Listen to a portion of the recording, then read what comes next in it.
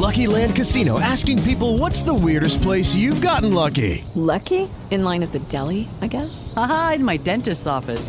More than once, actually. Do I have to say? Yes, you do. In the car before my kids' PTA meeting. Really? Yes. Excuse me, what's the weirdest place you've gotten lucky? I never win and tell. Well, there you have it. You can get lucky anywhere, playing at LuckyLandSlots.com. Play for free right now. Are you feeling lucky? No purchase necessary. Void where prohibited by law. 18 plus. Terms and conditions apply. See website for details.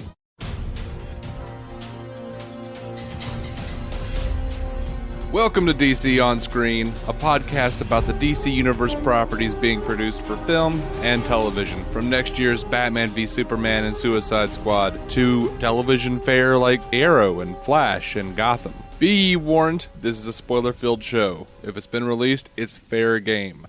I'm your host, David C. Roberson, and this is my co-host, Jason. Hello. All right, first we're going to get into this past week's news, and they're going to dive right into the Man of Steel review. We don't have a lot of news this week, so that's pretty exciting. I mean, I'm surprised there's not more Suicide Squad footage. Is there? I haven't kept up.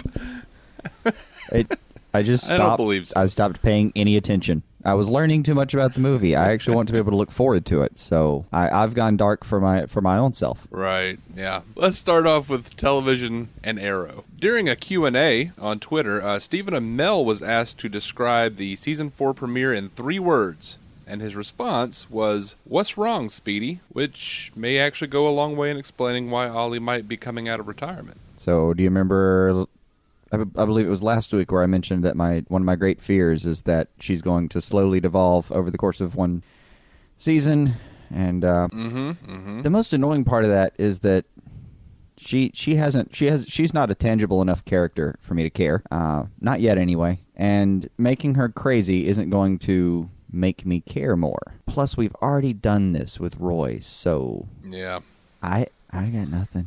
I'm sorry. I got nothing. Well, hopefully this is going to be more of a Hive is overtaking the city and we need your help more than a I'm going crazy because of the Lazarus Pit situation. On to some news that you actually inquired about just a few days ago. Comic-Con International San Diego is going to have a first look at the Supergirl pilot as well as the upcoming digital animated series Vixen. Yay! Along with Q&As for the casts of Arrow, The Flash, and DC's Legends of Tomorrow. That happens Saturday, July 11th, so I think we can probably expect to start getting real Vixen news pretty soon. That'd be good. I have a couple of things I really want out of it. What do you want? Well, really, you want Buona Beast, really don't you? I want Guana Beast. I do. That's all. You want That's really Buona it. Beast, don't you bastard? Bring me Buana Beast. I know what you want. He's so terrible, and he's so much fun. It's pure anarchy. I mean, if you go back through the Animal Man, the Grant Morrison Animal Man run, right? He's legit. He really is. Which, I mean, it's Grant Morrison. By the time he's done, Vixen, Buona Beast, and Animal Man all are legit. You know, in my perfect world, we can just clone Grant Morrison and put him in all the properties that we loved growing up, so that he could validate those all things. of the drugs he needs to keep us as happy as we are. I want Grant Morrison writing Power Rangers. That's what I want. I want him writing the back of cereal boxes. I want him to write fucking everything I read throughout the day. I don't know. I think I'd last a week before I devolved into complete insanity. There will be some really messed up Speedy children. Over That's a to world Gotham. I want to try. I want to be able to get tap out though. That's a world I want to try for like 2 days. Nothing. You would be able to nothing tap out. pinned. Oh yeah, well you see the thing about Captain Crunch. So every version of Captain Crunch, is valid. So the back of the Captain Crunch box, you see, is speaking of the peanut butter Captain Crunch and the Crunch Berries, and I'm bringing back the Soggies. Every week you go buy a new box, and it's a continuing dialogue about the pros and cons of which captain you choose to kill by eating it, and what to do with the ones you left behind, and survivor's guilt. Multi-crunchity. Right. The multi-crunchity theory. Over to Gotham. It looks like anything. We're going... Over to anything. It looks Save like us, on Dave. Gotham... Save us with more news. It looks like we're going to be getting Amygdala proper. For those not aware, we've already seen Aaron Helsinger, the man who will become Amygdala, who's basically a very dark version of the Hulk. He's the Hulk gone incredibly wrong. But they're looking for a new actor to play him. This is the guy that was basically... Yeah, this is basically the guy that was lobotomized for all intents and purposes by the execution... the electrocutioner. Made into a willing pawn of the electrocutioner. Right. Season 1. They want a new guy to play him, apparently, and they're looking for a male they in did his... ruin that guy. Yeah. But they're looking for a male in his 30s, described as, quote, a hulking mountain of a man with a bald or shaven head. The bigger and more muscular, the better. So, if any of you are hulking mountain of men... and don't already have something you're up to... and you want to go ruin a franchise I love. Been cast as a hulking leading male somewhere, please apply. We're going to end up with, like, they just want Vin Diesel or Jason Statham or something, but they can't actually say, we would like you to look like Jason Statham when he was in shape. Well, Jason Statham's still in shape, man. Or in his prime, I suppose. He's looking like he's going to play Bullseye before we're done with it, so... Ooh, anyway, that would be good. Yeah, Season 2, Daredevil, buddy. But this is the DC On-Screen podcast, not the Marvel On-Screen podcast. So, over to some weird and funny Constantine news. We're talking about the MCU cast, the Marvel Cinematic Universe podcast, which can be found on iTunes and Stitcher. Okay, weird and funny Constantine news. Apparently, William Shatner, bless his soul, at some point made it known that if someone picked up Constantine, he would film a guest spot on the series. Daniel Cerrone.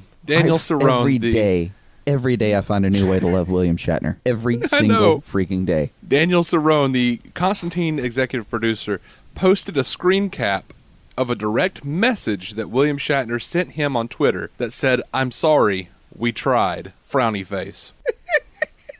Wow. In the post, Cerrone calls Shatner one of the good ones. So did he fail? Is that officially we tried and we failed? Because yeah. I don't want to live in a world where Shatner doesn't have enough clout to get his shows back on the air. I mean, how long did Boston Legal go? Shatner did what any of us would have done were we in his position of being freaking Captain Kirk. Yeah. Oh, now this does entirely invalidate the theme we had last week, where we just assumed that no one had ever seen Constantine. Like, it was me and about 14 other people that actually watched that show. And one of them was William Shatner, apparently. And apparently, number 13 was William Shatner. So, what up, Bill? Me and you are on the same page, buddy. All right, now we're going to pop over to one bit of movie news. Jesse Eisenberg has confirmed in an interview that his Lex Luthor isn't, quote, a silly, villainous character. He also heaps tons of praise on the screenwriter Chris Terrio, who he claims loves the character as much as he does. So apparently the screenwriter, as we surmised, was not David S. Goyer for this. Can't be more pleased with that. Nah, it was Eisenberg half surmise and half blind hope. Right. Eisenberg, really though, more 80-20 blind hope. When I say he's heaping praise on this guy, Chris Terrio, I mean, he's really piling it on. Like, he's saying he loves anything this dude writes. I don't know what That's Eisenberg's a blank check, man. I mean, pedigree is here as far as that's concerned. I've liked a few of his films, so he makes good choices about what he's in. He does. That has to count for something. I would agree with you. I'm not sure, but I mean, now, and we talked about this though. We basically just want him to do Zuckerberg, right? Mm-hmm. We just want him to take exactly that guy. Well, I want him to do Zuckerberg as we didn't see him. Zuckerberg as what happens after, like where the social network was ending, and we see he's just sitting there staring, like refreshing his little page to see if his ex-girlfriend has friended him on Facebook yet or accepted his friend request. Right. I want to see what happens next, where that movie was trailing off into. Not this cat who's in real life, happy and running around making Facebook public and whatnot. I want to see no. dark, the way he portrayed angry him, Zuckerberg. that detached genius kind of look. He's a sociopath. The way he is in that movie, he's a sociopath. Plain and Yeah. simple. So let's do that. We're going to end the news now with one note from myself and Jason here. A couple of news bits did drop about Batman vs. Superman and Suicide Squad. They were heavy spoilers. And here's the thing. I don't want to read, me personally, I didn't read them.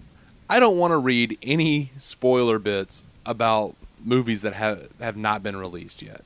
If Right. it was released I was by offended an when executive, you told me that existed. right? I like I said, I knew Jason didn't want to know. Nope. These things are popping around. We're not talking about them here as far as any details. I know I said that we are a spoiler-filled show. Those are things that have been released. So if you want to check them out, they're on the Facebook page. They're floating around. I'm not even sure I'm going to be posting them on the Facebook page anymore because not knowing key plot elements is kind of one of the things that I really enjoy in my life, and I kind of need that. So Right. you No, guys can go cry somewhere and read them. These things are out. It's out there. If you're an autonomous adult and feel like going to ruin this for yourself, you feel free. Leap, Froggy, leap. But I will not be leaping with you. It's just, we wait for years for about 2.5 hours worth of movie. I would like to actually just sit down and watch it with the wonderment of a child. That's the point. Yeah, and then we can destroy them and deconstruct them here. On to Man of Steel. As we were about to do. A perfect segue if I've ever heard. Right. Now, this is, 2 years and a week? It's been 2 years and a week since Man of Steel was released?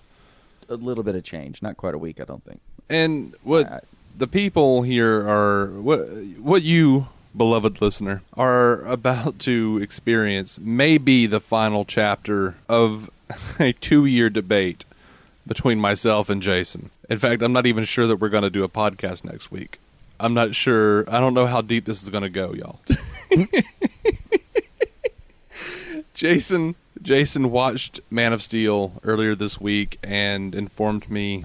I've seen Man of Steel. I've rewatched Man of Steel, and I am ready to defend this movie. I am prepared to defend this film, yes. I rewatched Man of Steel. He says with a dark timbre to his voice. Now, I want you to keep in mind, I have a wall of DVDs, and man, if a comic book movie comes out, I usually go out and purchase it, but Man of Steel is one of those that I have always just seen it and thought, there will come a day, but that day is not today. That's $15 I'm not willing to drop right now. I'm talking about the bare bones DVD edition. So in preparation for this podcast, at some point it'll be this is $5 in a little bin somewhere, and you'll finally go, okay, for $5 you've got me. And that day has arrived. That day did arrive. I did throw down for the movie.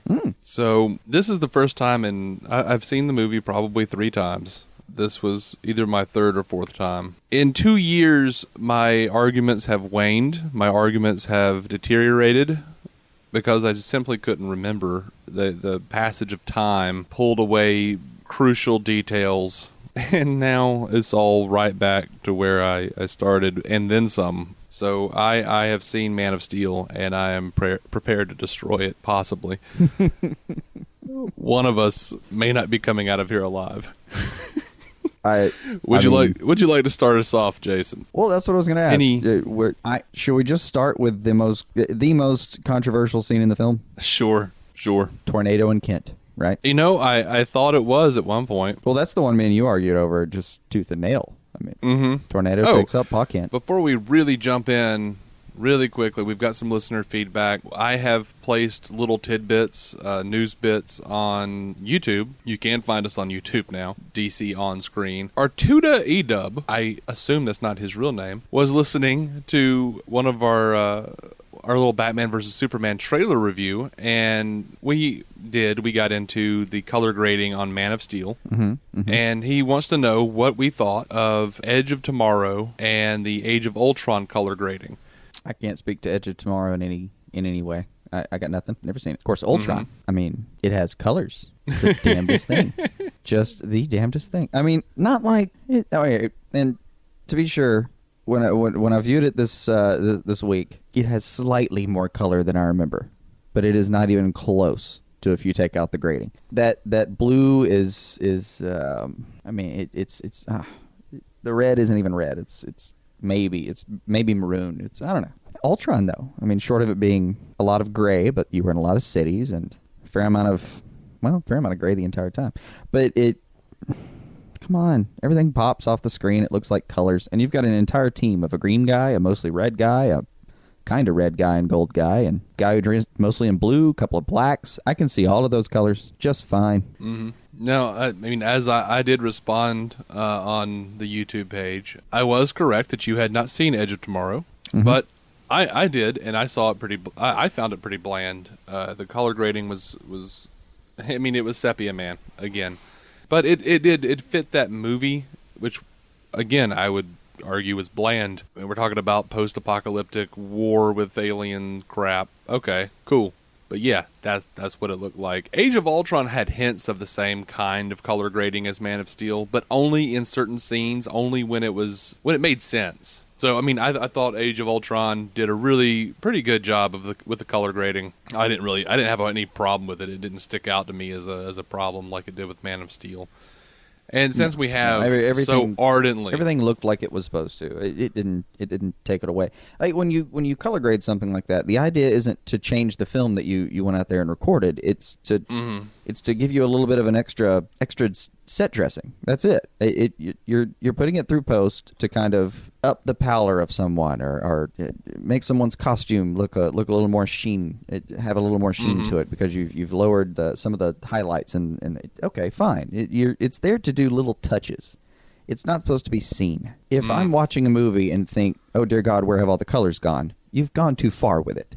And it's still, I mean, Man of Steel isn't quite as bad as my memory would have served me, but it was still. It wasn't. It's noticeable. It's noticeable. And that's where it's gone too far. And I don't want to, we're not in any way rigid about how we feel about post-production. This isn't some strange witch hunt we're on. It's just that it's a trend right now, and people are overusing it. Yeah. And we keep noticing. And the reason we keep noticing is because you take films that we knew we were going to love, like Man of Steel, and you make it a noticeable flaw. That scarred me. Mm-hmm. Yeah, I mean, I can't say it any better. I mean, really, it's just something that people they're doing it too much. I want colors in my films unless we're doing like a Citizen Kane situation. But yeah, but even that one, bring in the colors. There has to be. I would have been fine with an extremely colorful version. There's a way to shoot a film where you make perfect use of it, and I'm sure it's great. I'm sure that's possible. It's just that no one's doing it that way. Yeah. Or let me rephrase that. I'm going to watch a superhero film. I don't need that. I just don't. It's a film about gods. I'm good here. Just show me them. Show me all of them. Right. And show me the costumes. Do all of it. That's why I'm going. Okay. I'm done. And that is the last I'll speak about color. We have droned on about color. We covered color, the color grading of Man of Steel extensively in episode 1. If you want to go check that out, go check that out. We just thought it was a little dull, a little subdued, and a number of jokes were made. Anyway, I think I'm going to start us off not with the tornado scene, actually, because that is the... You want to hold off on that? Yeah, I think I do. For a minute, because I've realized something I think that's very important to realize, and I don't want anyone to get me wrong. I want Jason to defend this movie because I want to like it. I really want to like this movie. Mm-hmm. But it occurs to me upon this watching where I had the powers of pause, forward, and rewind at my command. That, last week you said you said that the guy who played Ra's al Ghul in season 3 of Arrow was your favorite Ra's, right? Mm-hmm. Are you forgetting Russell Crowe? I don't care. They can call him Jor-El in this movie. He was Ra's al Ghul. Well, if you dress him that way, sure. Now, actually, let's put it this way. I don't know if you noticed, but like his House of L symbol, look closely. Mm-hmm. There's a bat in there. It looks like the Batman symbol coming out. And we'll go look closely, and I'll probably giggle. They are totally amping up the Superman v Batman. Like, if you look at it, it looks like there are a couple of bat ears coming out of the top of it. There are like little wings on the sides. But yeah, no, that is that's neither gonna be here great. nor there. No, I'll go look at that, and I will. I'll probably giggle and be very happy. I mean, there was no secret that you were going to include some sort of bat at some point if you continue these movies. So what's the harm in throwing in a couple of subliminal symbols? Now, Jor-El. I mean, if you look at Ra's al Ghul, this is a guy that wants to, he believes that mankind has destroyed the Earth. He wants to restart the Earth with his own little population. Jor-El, in this movie, wants to place, I mean, he doesn't even have a plan, by the way. He's worse than Ra's al Ghul. This is a man who wants to place the Codex inside of his son and send him to some planet, because we know he doesn't know which planet. We know he doesn't know which planet. Because after he steals the Codex, he comes back to Laura and says, have we found a world? And she says, we have. Well, he was confident in her abilities to find an atmosphere. Yeah. How was Kal-El, or Superman, going to restore their people? He didn't know which world he was sending him to. He didn't know if it was a world that had a colony ship on it. Jor-El's plan, and it makes very little sense, because he tells the council. I can argue for his plan. Okay. I think I can make his plan make sense. You want me to give it a shot here? Give it a shot, buddy. The most important line in it is she asks, they'll try to kill him, I think it was, and he simply says, how? Right. That is a key part. He knows he's sending him to a yellow sun. He knows what the atmosphere will do. He knows he's going to send in there, and he's going to be basically invulnerable. Mm-hmm. So he's got a durability built into his little mad scheme here, that no matter what he does, if he gets it in the vicinity of that sun, the kid will be fine. So you can take that off the table. Yeah, don't have to worry about the welfare part. And then all you have to worry about is, well, you know, and he brings up even a little image of the cross-section of a brain and points that they seem to be relatively intelligent people. Well, yeah. I mean, at that point, you're taking a bet that maybe they can do some sort of cloning. It would end up being a bad bet, because the one instance I know of, well, my favorite at least, instant of cloning Superman turns into Bizarro, whom I would love to see cast in these films, by the way. No, I think the plan works. You shoot off this super baby. You know he's going to be okay. And then you're just kind of hoping that someone can figure out how to extract his DNA well enough to clone him. That's it. Mm-hmm. That's all you need. The entire code for how to print Kryptonian plumbers, Kryptonian councilmen, Kryptonian doctors, all of it is in there, ready to go. You need, one hair. Now, the biggest problem would be, once you get him to Earth, how exactly do you extract DNA from such a creature? Exactly. Because, if you try to take a syringe to him, that most medical methods wouldn't suffice. I assume he can still spit in a cup, though. Yeah. Or even, most shave off his own beard, which obviously he can do. Mm-hmm. My thesis here is that both Jor-El and General Zod are madmen.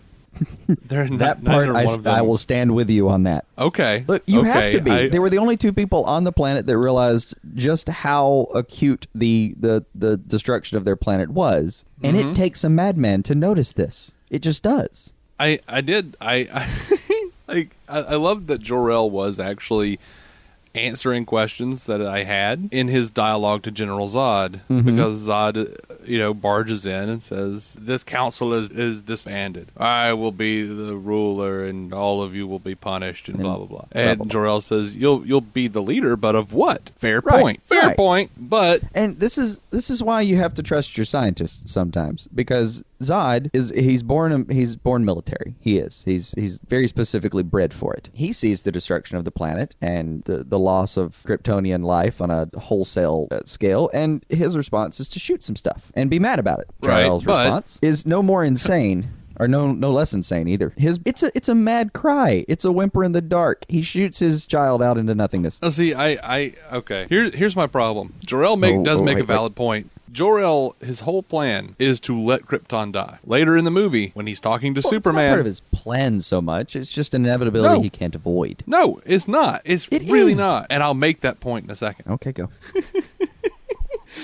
When when Superman asks Digital Father why Jor-El and Laura could not join him, he says, "Oh, we were as much a product of old Krypton as General Zod was. We can't go." That his whole reasoning was, we kind of helped them. We kind of helped lead them to ruin. So we needed to die. At one point on Krypton, he's telling the council we need to look to the stars like our ancestors did. There are habitable worlds within reach. We can begin by using the old outposts, which is tricky because it makes it seem like he knew Earth was there and he knew that was an old outpost, and maybe he did. Mm-hmm. There's enough to support that theory. He knew why Earth would roughly be in that vicinity. The same way we know there are habitable worlds in real life. We know there are habitable worlds that we could go to. Mm-hmm. They're so far away that all we can basically do is look and say that they're in the right spot and that they're the right distance from the sun. And they probably have enough. The density of matter probably indicates that they would have oxygen. But short of that, they were a little more advanced. My point is, Jor-El clearly does not want the inhabitants of Krypton to survive. He believes that they are a product of a bygone era, an era that led Krypton to ruin. He says, because when he says, look to the stars, go to the outpost, one of the council member,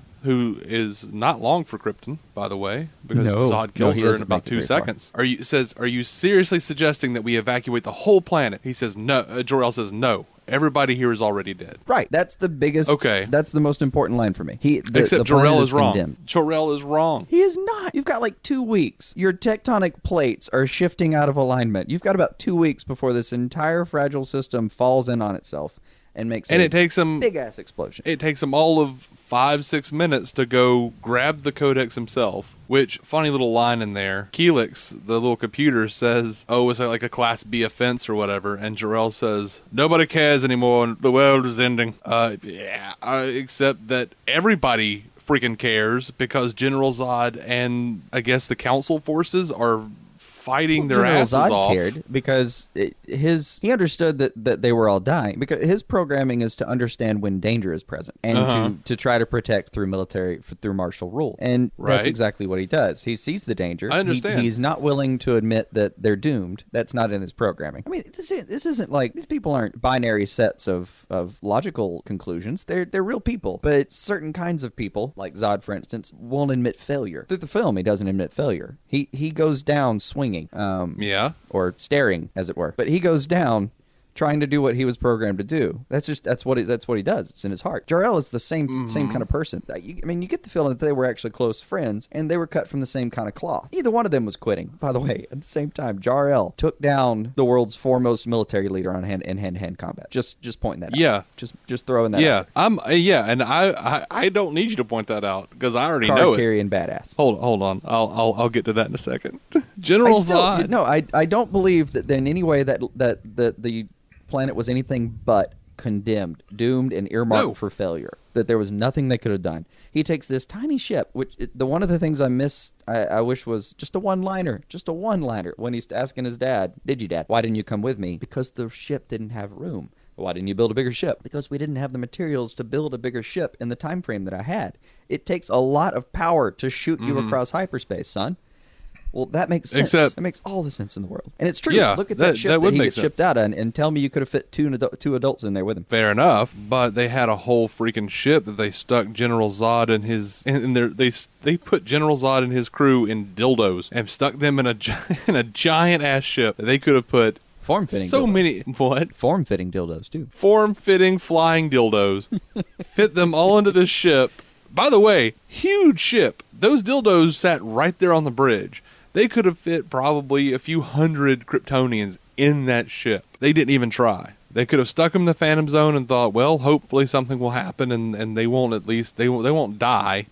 Or they could have retrofitted the hyperdrive, since Jor-El was the chief scientist of Krypton. Well, he was the chief scientist of impotency as well. He was completely impotent in this situation. I believe when he says look to the stars that he meant, see those big-ass ships we use for marooning people? What if? And then, on the other hand, he didn't say that. He could have very well meant. And it would have been a fine plan. Look, grab, Noah's Ark this shit. Grab a few of each and a few of the other. Throw them in the Phantom Zone. It's going to suck. And if the council... We'll have to do it on a volunteer level, I suppose, because that's just cruel. But maybe they survive. Just maybe. And I believe when he says look to the stars, I think that's what he's talking about. Is a couple of crazy-ass plans like that. But there ain't nobody on that planet that's going to make it out. No, because he says, everyone here is already dead. Give me control of the Codex. I will ensure the survival of our race. There is still hope. I have held that hope in my hands. At this point, he's only talking about Kal-El. He's talking about Kal-El. Yeah. He comes in, he puts that Codex before he even knows that there is a world here. He puts that Codex in the little anti-grav thing. He is about to shoot that shit directly into his son. He has given up hope for anyone on Krypton. By the way,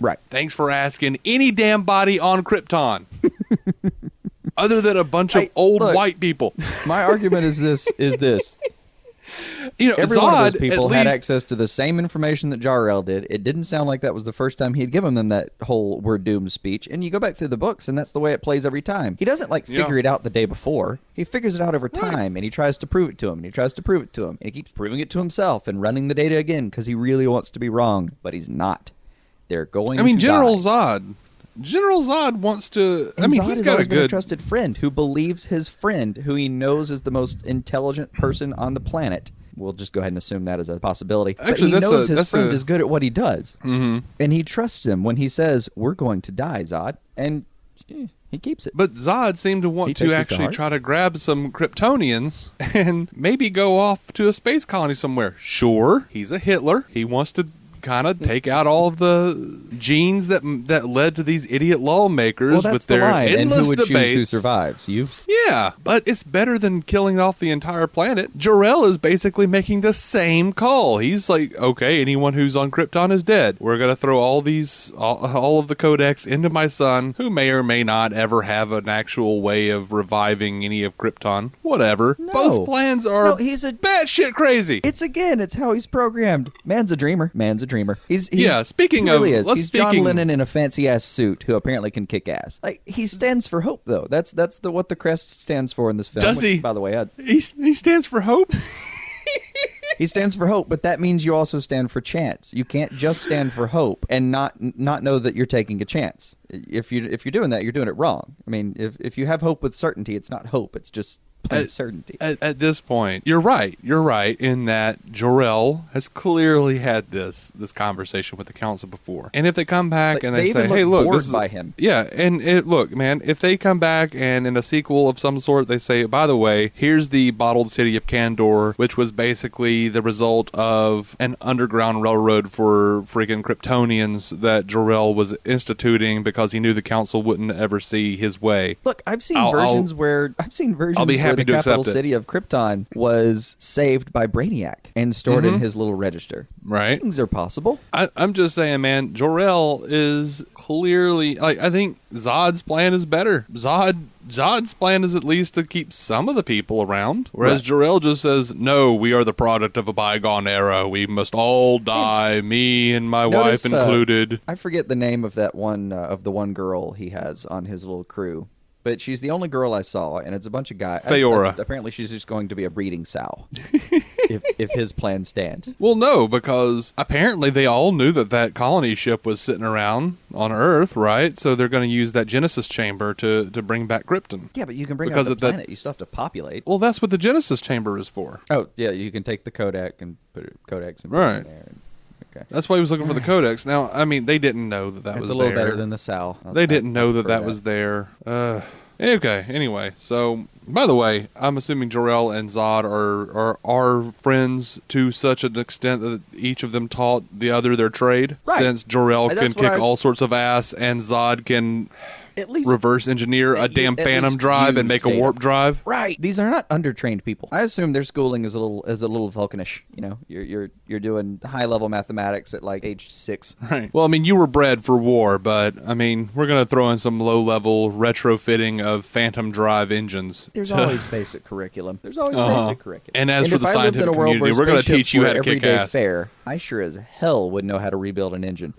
I say that not knowing how to rebuild my own car engine, but I don't know. Spaceships make it all scarier and much cooler. All right, I stand by my. It was ill-defined. It looks like Jor-El is a madman. He's Ra's al Ghul. He's willing to destroy the entire. He is absolutely a madman. Now, to the Ra's al Ghul point, at no point have I ever heard Ra's use the phrase or even infer that he was or imply that he was going to use the phrase off-planet colonization. No, he was just going to drown the entire world in a friggin' Lazarus pit. Yeah, no, he's a very he really is. He's an earth guy. That's just how it is. He's a very terrestrial being. Mm-hmm. He would rather the earth itself be healthy than we be on the planet. A position chosen by some and not understood by me. But if Jor-El is right and no one cares about him committing a crime anymore because the world is about to end, why does the council even put Zod and his crew in those dildos and stick them in that ship? Because that's the point of them, is they are that short-sighted. Useless. They are absolutely, every one of them is a lame duck. They're just sitting up there with all of their coronations, just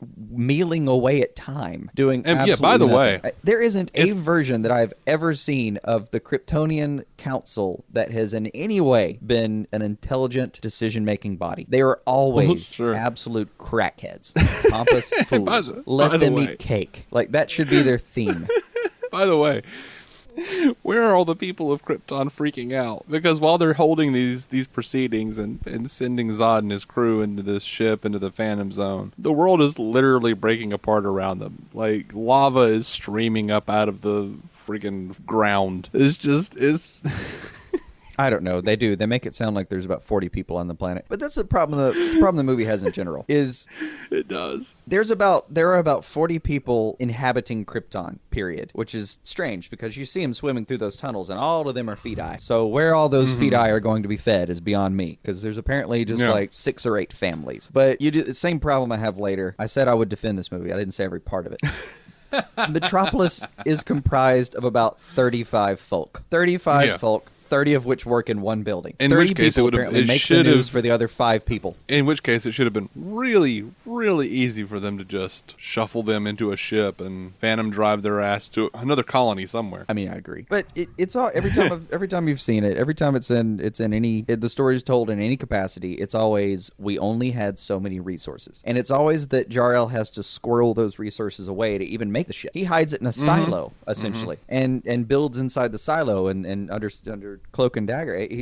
He gets this thing together just on the down low. So he can't build one big enough for his whole family. Of course he'd like to. Agreed. But they don't have the energy resources, right? But they do. They have enough energy to put a bunch of criminals into a pod somewhere. And no, they didn't have that much energy. They were using the last of their energy probably, but that council is too damn stupid to know what they're doing. These are the people who would run out of gas in the middle of a country road and simply yell at their car for not going further. I don't disagree with that at all.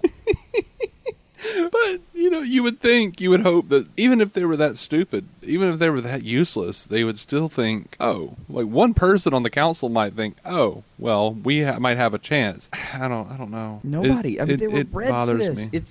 You live your life with blinders on. Your genes are manipulated in such a way that you are exactly the kind of person that you need to be, say, a councilman. And apparently, right, I understand. Over the years, and that's as they've tweaked the formula, using your frontal lobe became something that was not necessary for a councilman. But that's what bothers me is that you have that concept, which I can totally get behind that, and it would totally be believable. But then again, you have Jor-El and Zod who have all of these extra abilities that they shouldn't have, like being able to fight and or being able to retrofit a freaking Phantom drive. It's just uneven. That is general curriculum. I think that is like you have to take 1 year of either science or computer science or language when you go to college. I think that's all that is. In which case, those council members should have at least had some inkling of a concept. They should have enough knowledge to know, like, by the way, the ground is coming apart. There sure have been a lot of earthquakes recently. You think we should have somebody look into that? No.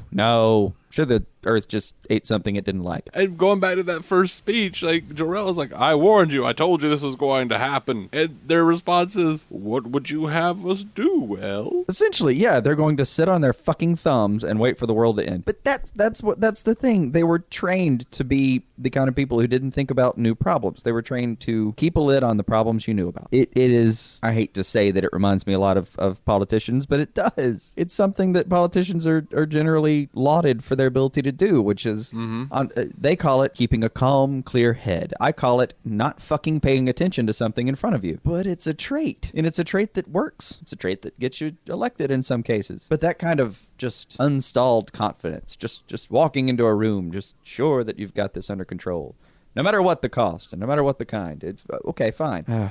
I can't argue that dumbass politicians isn't a poor plot point, and I can't make it seem more real than it is. But I can tell you that Jor-El's decisions based on that, which were pure lunacy, are at least inspired by hope, the ability that chance should enter their fucking population again, that's the other part. He sends them to a new place. He doesn't want to send them to somewhere that's been corrupted in the way that his society has, because obviously that failed. When you're standing on a planet who has decided that it no longer needs to sit together, and you're sitting there talking to the world leaders, and they tell you, "What would you have me do?" You've failed. This is a dystopia. That's the cap. That's where you go ahead and call it. You go from green light to red light here. You're done. Mm-hmm. I mean, I think Jor-El was just being a little glib when he says, "I was as much a part of it as anything else." I think he was just being philosophical, overly philosophical and droll. I don't think it has that much substance. Exactly. That's what this whole script is. That's what the whole script is lacking a substance. It ain't that deep, which is a damn shame because they could actually get deep with this and actually throw in a couple of lines that would explain, I don't know, any damn real decision that any of these characters make. I think they threw in enough lines that I can make sense of. It does. I don't think Jor-El's comment like that, you could have cut it out and it wouldn't have made a damn. And I think he was. We could have cut out the entire origin and I wouldn't have cared. Oh, I would have been pissed. I mean, don't get me wrong. It's not like anyone needed to see Superman's origin again. There's certain things people just know. I mean, you can go talk to the average grandmother and she might actually be able to tell you that Superman is from Krypton. Right. We know this, but they did a good job with it. It looked great. Jor-El looked great. Card carrying badass again. I mean, I enjoyed it. I could have watched another 10 minutes of that. Yeah, I could have too. With all of those lines that explained what the hell they were actually talking about doing. Maybe some lines that didn't make Jor-El seem to be a complete psychopath. I think he's not a psychopath. He's a man responding to an absurd situation. He's a new father. I mean, maternal instinct is high. Yeah. Which, by the way, if your species if your species is about to die, maybe now might not be the best time to be worrying about boinking your wife and conceiving a son. Or sorry, as he put it, a boy child. If your species is about to die, I don't know another instinct that should kick in faster than boink your wife. Apparently, the survival instincts were not wrong. That might be fair. You're about to depopulate. What else should you do? Eat a lot of protein and boink.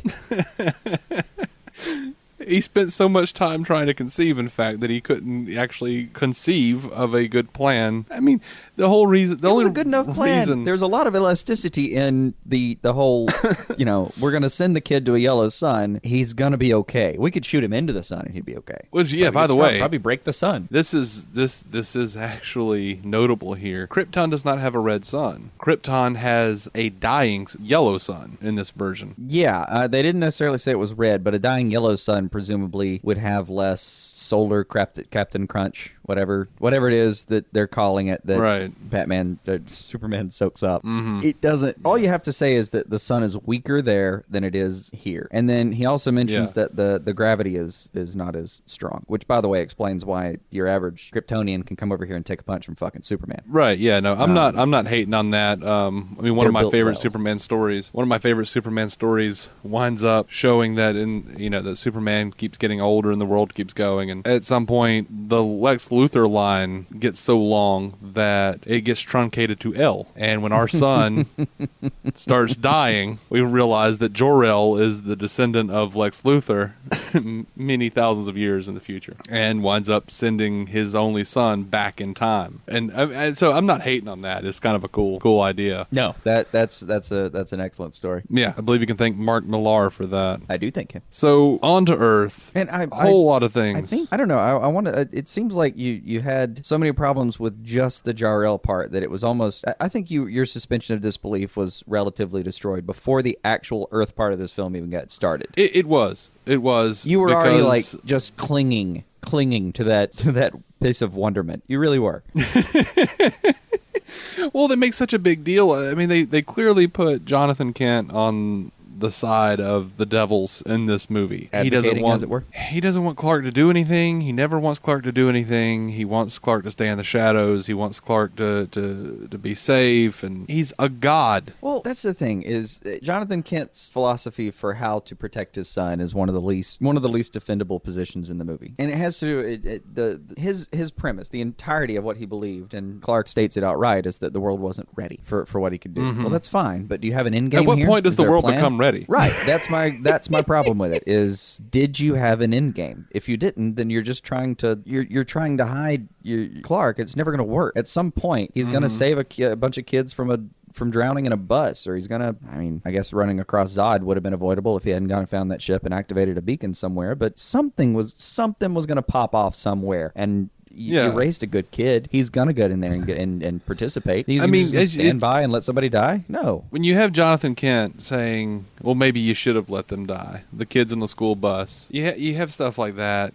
happening, and I didn't mind that. I watched that scene 3 times. I rewound it and watched it and rewound it and watched it just to see if I could hear anything differently than this. He says maybe, and he means maybe. I think again that's one of those instances of the film being glib, and it was a bad choice. I really do. I mean, you could have taken that line out, taken some of this off the table, and you and I wouldn't be worrying about this particular point. Right. But I would have been better with maybe a hesitation, and then he shrugs no, his shoulders. Of course not. He shrugs. He's verbally shrugging his shoulders with that line, saying, "I don't know." And that's the fact. That's the most truthful line he damn says in the movie is, "I don't know. I don't know what to do with you." I mean, he's just a dad, and he's an adopted dad, I guess, but he's a dad. He's just trying to protect his son. He doesn't know how the hell to protect something like this, but he's just trying anyway. Yeah, and this is a guy who thinks, okay, well, maybe my son should have let a bunch of school kids on a school bus die, but I did happen to take a chunk of metal. He wouldn't be wrong from for a saying spaceship. Maybe. Well, right, but this is a guy who took a chunk of a spaceship that had an S carved into the top of it to an expert. He says this. He took it to a metallurgist or something. Is that what it's called? It says a metallurgist at the University of Kansas or Kansas State University, one of the two. Yeah, and this cat looked at this thing and said, "It is not of Earth," and didn't tell anyone. They were a little too flippant with that too. I would have preferred them actually mention that. I was willing to bet that he had gone through the trouble of premising this and prefacing this scientist that you may find something here and that needs to stay here. But I'll give it this, and the film does adopt the philosophy that if you explain to someone that, I know you're going to want to tell everybody, but everyone will freak the hell out and kill each other. And every character that has that explained to them does abruptly stop what they're doing. Yeah, the film does go along with that, which would be fine. I would accept it begrudgingly. At least they stay true to that theme. At least they do that. No, they don't, though. They do. Go ahead. When General Zod is floating above Earth and talking about how you have 24 hours to show yourself, Kal-El, or the Earth will reap the blah, blah. Okay, cool. Everyone on Earth suddenly became very aware of extraterrestrials. Did they flip their shit? Nope. They went home, went to bed, and they got up and went to work the next day. Metropolis, that next day was no more rioty. There were no pastors killing themselves in their churches. Actually, we even see a priest standing around like cleaning up and shit. Think about what you saw, though. This is a problem I have.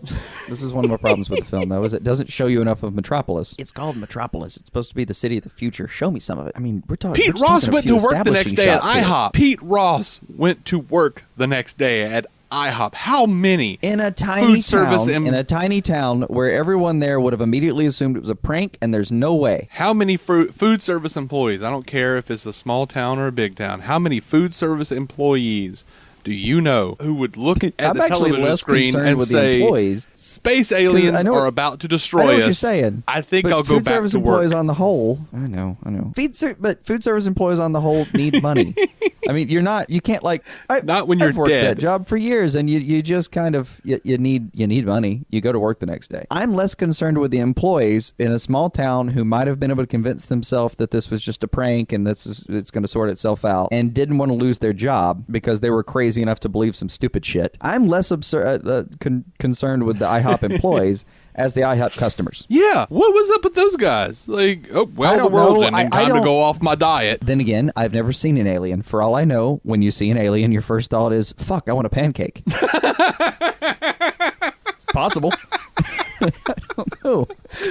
Well, to be fair, I mean, I'm a large guy, man. I'm a fat man. I probably would think, well, time to eat. Right.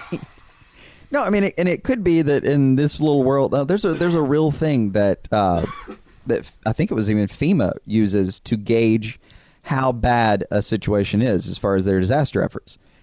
They gauge it. There are many factors, but one of them that is actually on record as being a factor is they will gauge it by how many Waffle Houses are still working. Literally, they will ask someone, well, is the Waffle House still running? Yeah, they're on limited menu, but they're still running. Okay, then it's not that bad. That shit happens. Maybe it's IHOP in this world. Yeah, I guess so. Maybe it's just the one. Like, think about it. Last storm you saw, I bet your Waffle House was open, or your Huddle House, or whatever, or your IHOP, or whatever it is in whatever region you're in. Now, as far as Smallville is concerned, hold on. Go ahead. Now, in Metropolis, think about the employees that you saw at work that next day. You saw a priest, you saw some FBI agents, and you saw some newspaper people. These are the three kinds of people. Not the three. There are many more, but these are three types of people who would be even more prone to get their ass to work the next day, probably even early, if they saw aliens. Because if I'm a priest, reporters, my ass is sitting in that congregation. Now, the least believable aspect of all that is that congregation wasn't fucking full. How are those pews not full? Yeah, that's the first 4 rows with shotguns in their mouths as they pray. Right. Like, we're talking about an alien invasion. Right. Oh, now, God. I did say that I was here to defend this movie, and I intend to do so. But again, I can't state this heartily enough. Not all of it. Everything's got flaws. Well, as much like I could have overlooked it. I mean, we saw the Avengers. They have full-blown alien invasion in that movie.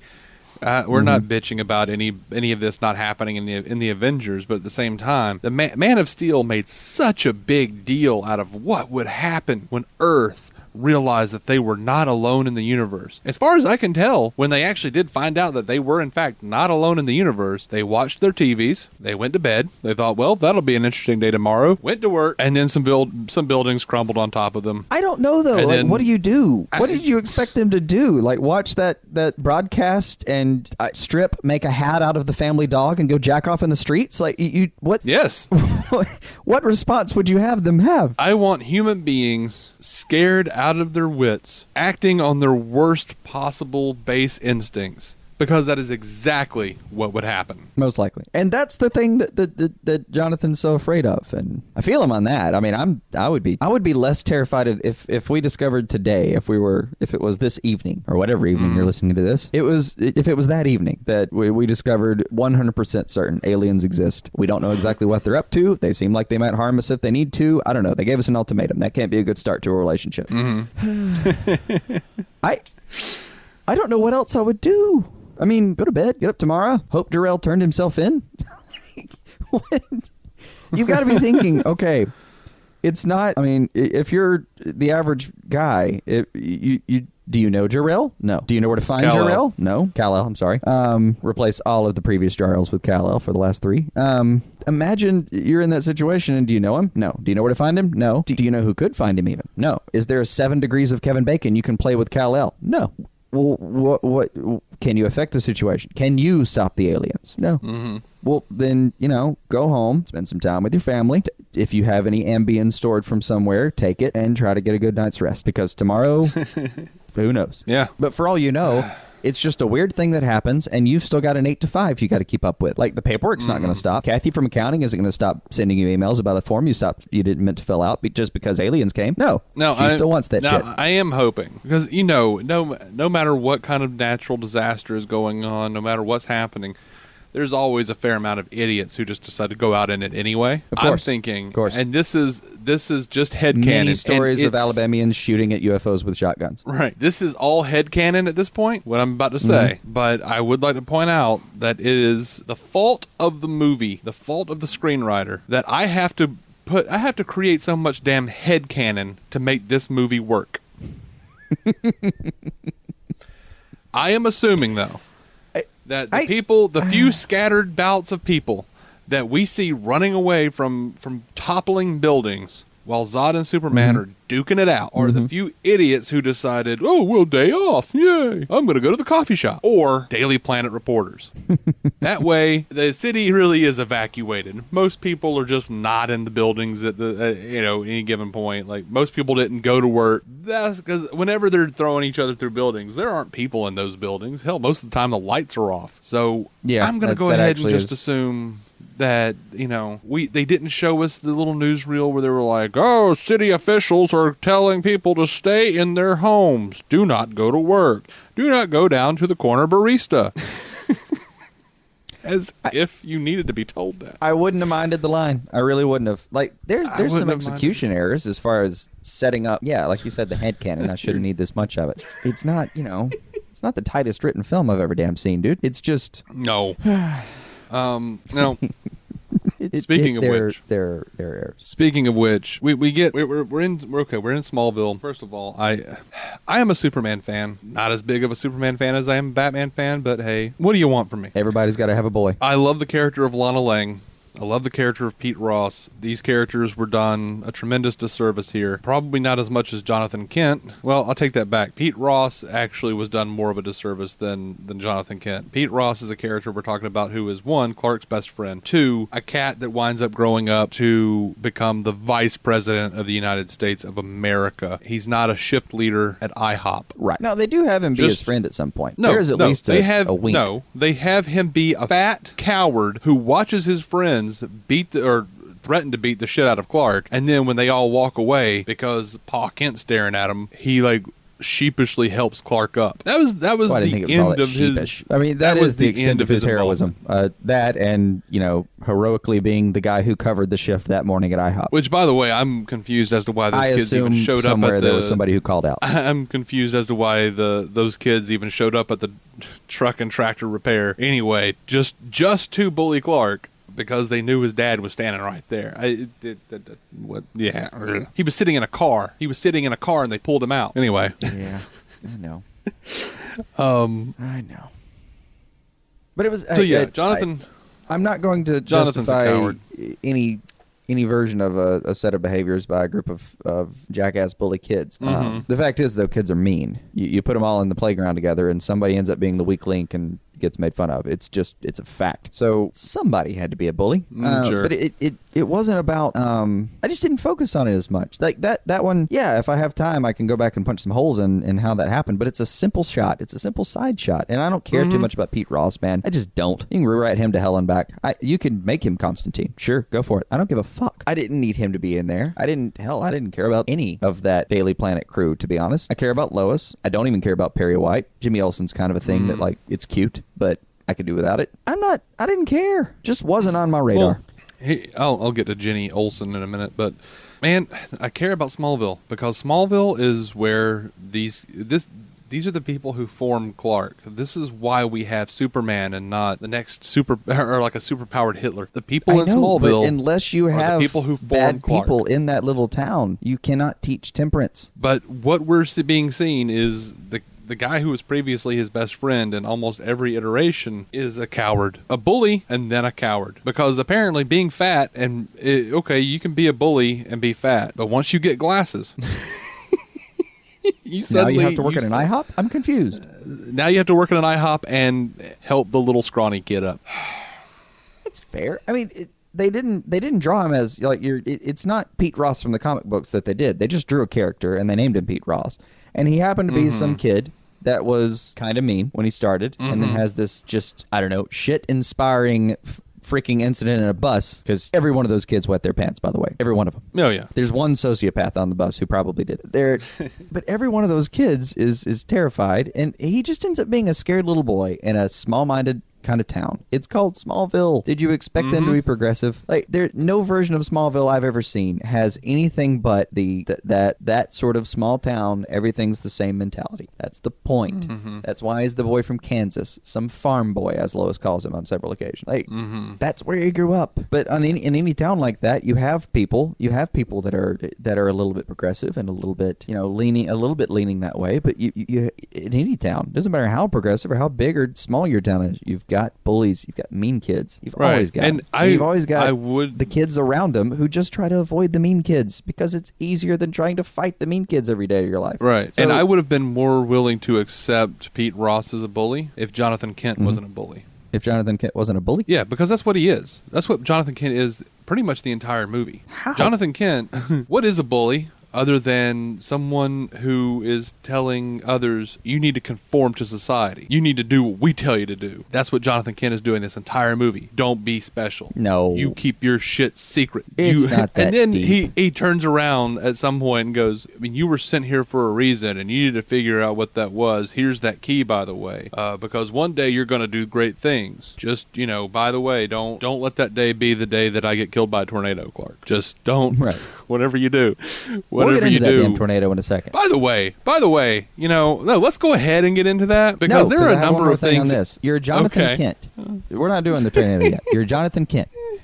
You've got you just found this little baby who appears to be invulnerable. Like, how are you not terrified? He probably didn't sleep for a week once he realized what this kid was capable of. I mean, first of all, he fell out of the fucking sky, so already got urine in the pants, right? And then you find out that the kid's okay. Or, well, first of all, you find out there's a kid in there in general. And second, you find out that the kid's okay. And so now you're either terrified of the technology that's sent it and whatever kind of dampening gel they're working on. Eventually, it occurs to you, though, that there's this invulnerable child who, at an infancy stage, probably almost crushed his finger when he grasped it the first time. Hey, you're terrified. You're terrified beyond anything you've ever been taught. No playbook was given for this. Your first instinct is to protect the kid, I guess, maybe. But it's going to fight.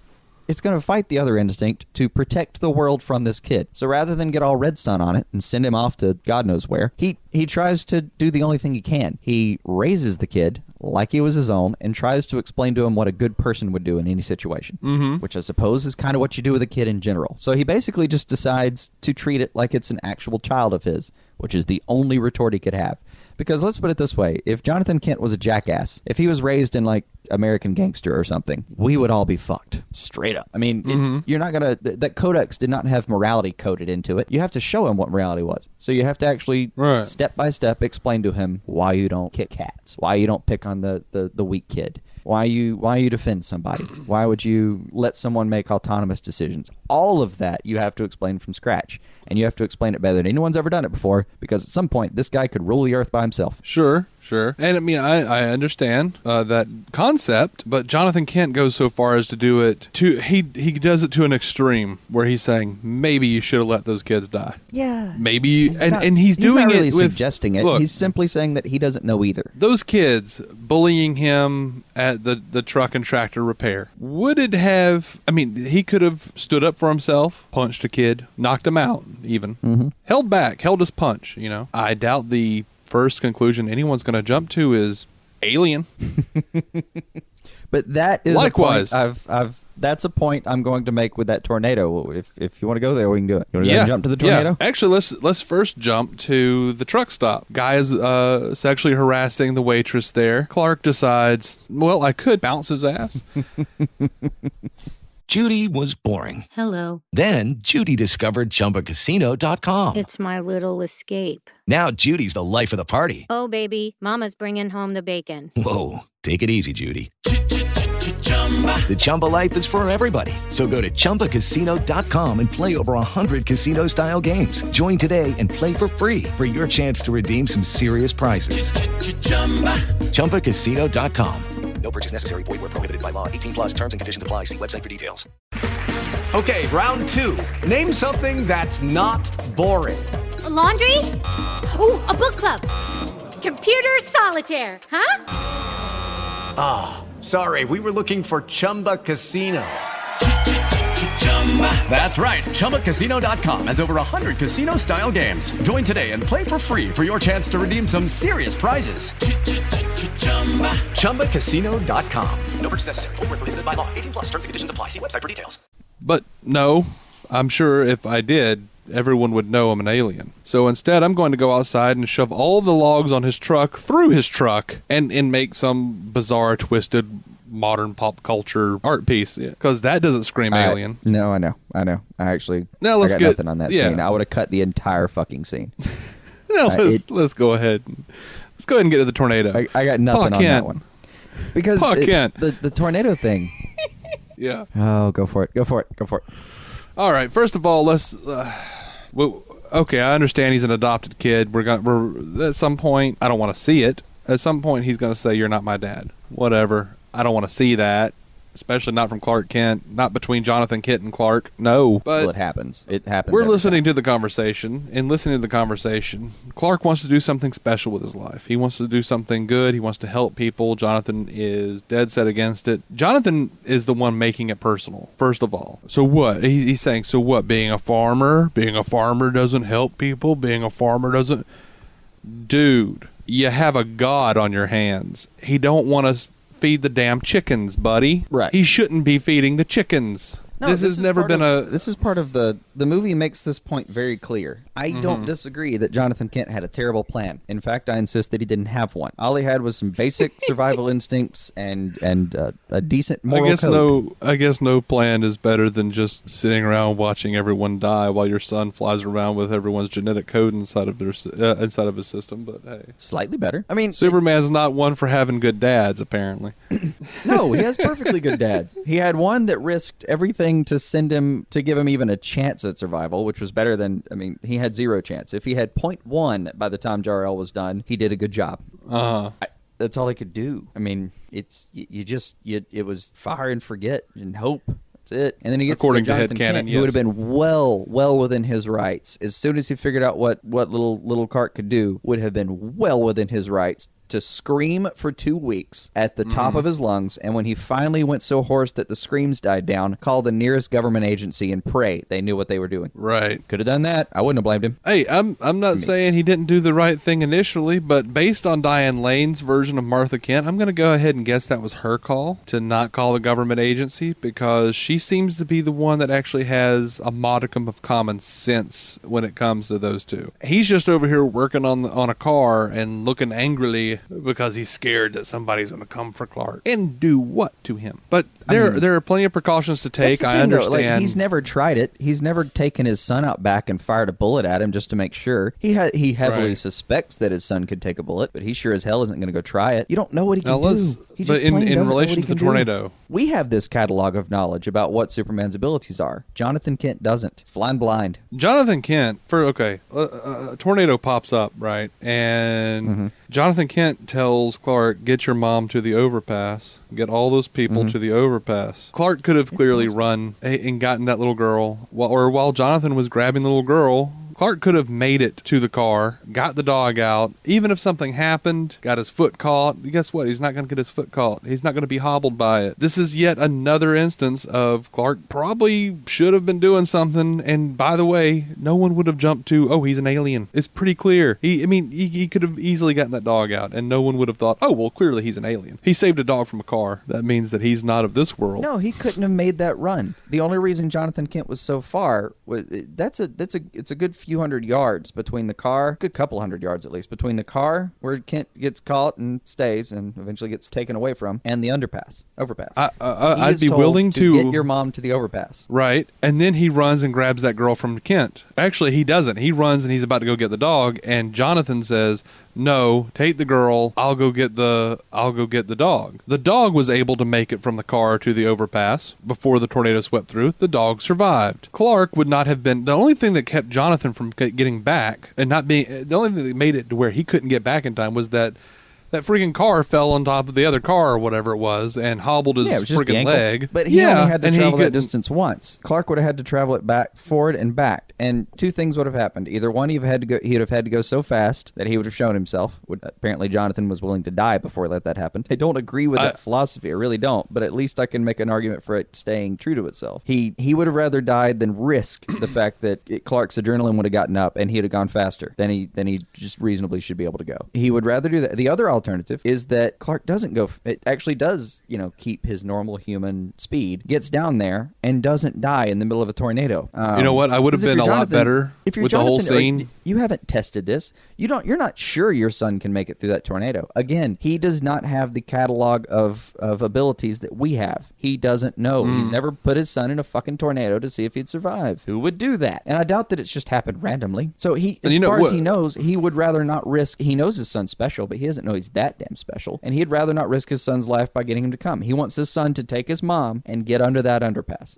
Period. Now, what would have made the scene work more for me was if Jonathan actually survived it. If maybe Clark had just kind of sunk into the crowd and doubled back around at super speed, saved his dad without anyone seeing because it was a long way off, as you stated. I'm sure Clark was pretty much the only one who could really see his dad well. Right. If Clark had saved, micro expressions if Clark of had fear. saved his dad from the tornado, pull him over into a field or whatever, thinking he did the right thing, Jonathan has a heart attack.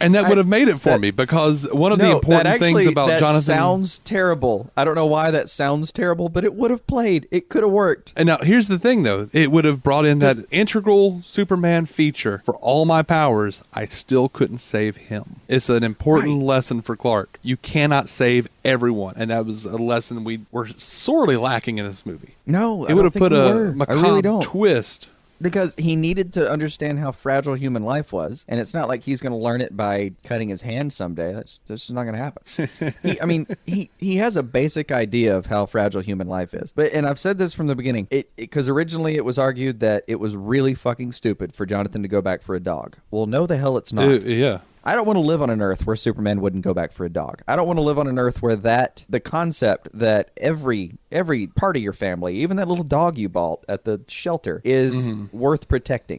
Well, at this point, you're talking about a husband and father. I still, though, I believe Jonathan had to die. That part, I believe, goes unchallenged, right? I mean, he has to die. Now, what you I've seen versions of it where he doesn't. It didn't specifically give the message that you can't save everyone. And then later, Jor-El specifically says, you can save them all. Yes, that's horseshit. It is horseshit. It is you can't save them all. In trying to save them all, you're going to destroy half of a city. Merry Christmas, Clark. Right. It was a bad call. None of these people had a great idea for what they were doing. You were dealing with an entirely new form of being. There's no playbook, man. There's no script. You don't even have a treatment. You've just got the basic idea that this kid is really, really super strong and doesn't seem to be hurt by anything. So yeah. By the way, the Jor-El hologram, the completely interactive. Yeah, Digidad, the completely interactive and apparently mind-reading Jor-El hologram, kind of completely undercuts Jor-El's death, and also makes him look like a dick because, I mean, I guess with limited resources, Laura couldn't have a hologram too. That's pretty much the limited resources thing. I'm willing to assume a limited resources argument for most of that. Yeah, I'm not buying that it was his consciousness. I mean, it's a tiny little flash drive. Like, surely you can't fit 2 entire consciences on it. I can... All right, so Clark is out wandering, and one day as he's working in a bar, I'm assuming he knew that. I'm hoping that he knew that military personnel frequented that bar, because he overhears 2 military people talking about the anomaly that's up north. Otherwise, that is really convenient that he would just happen to be working in a bar that 2 military guys who would be able to find an ancient colony Kryptonian ship. No, they don't get specific about it, but No, they don't. But they do. They do. I mean, they kind of point you in that direction, and then they don't show too much of it, but they did. They pointed you in that direction where he gives Clark the little flash drive. I don't know what else to call that, so that's just what it's going to be. Yeah, but he gives him the little flash drive and says you need to go find out why you're here.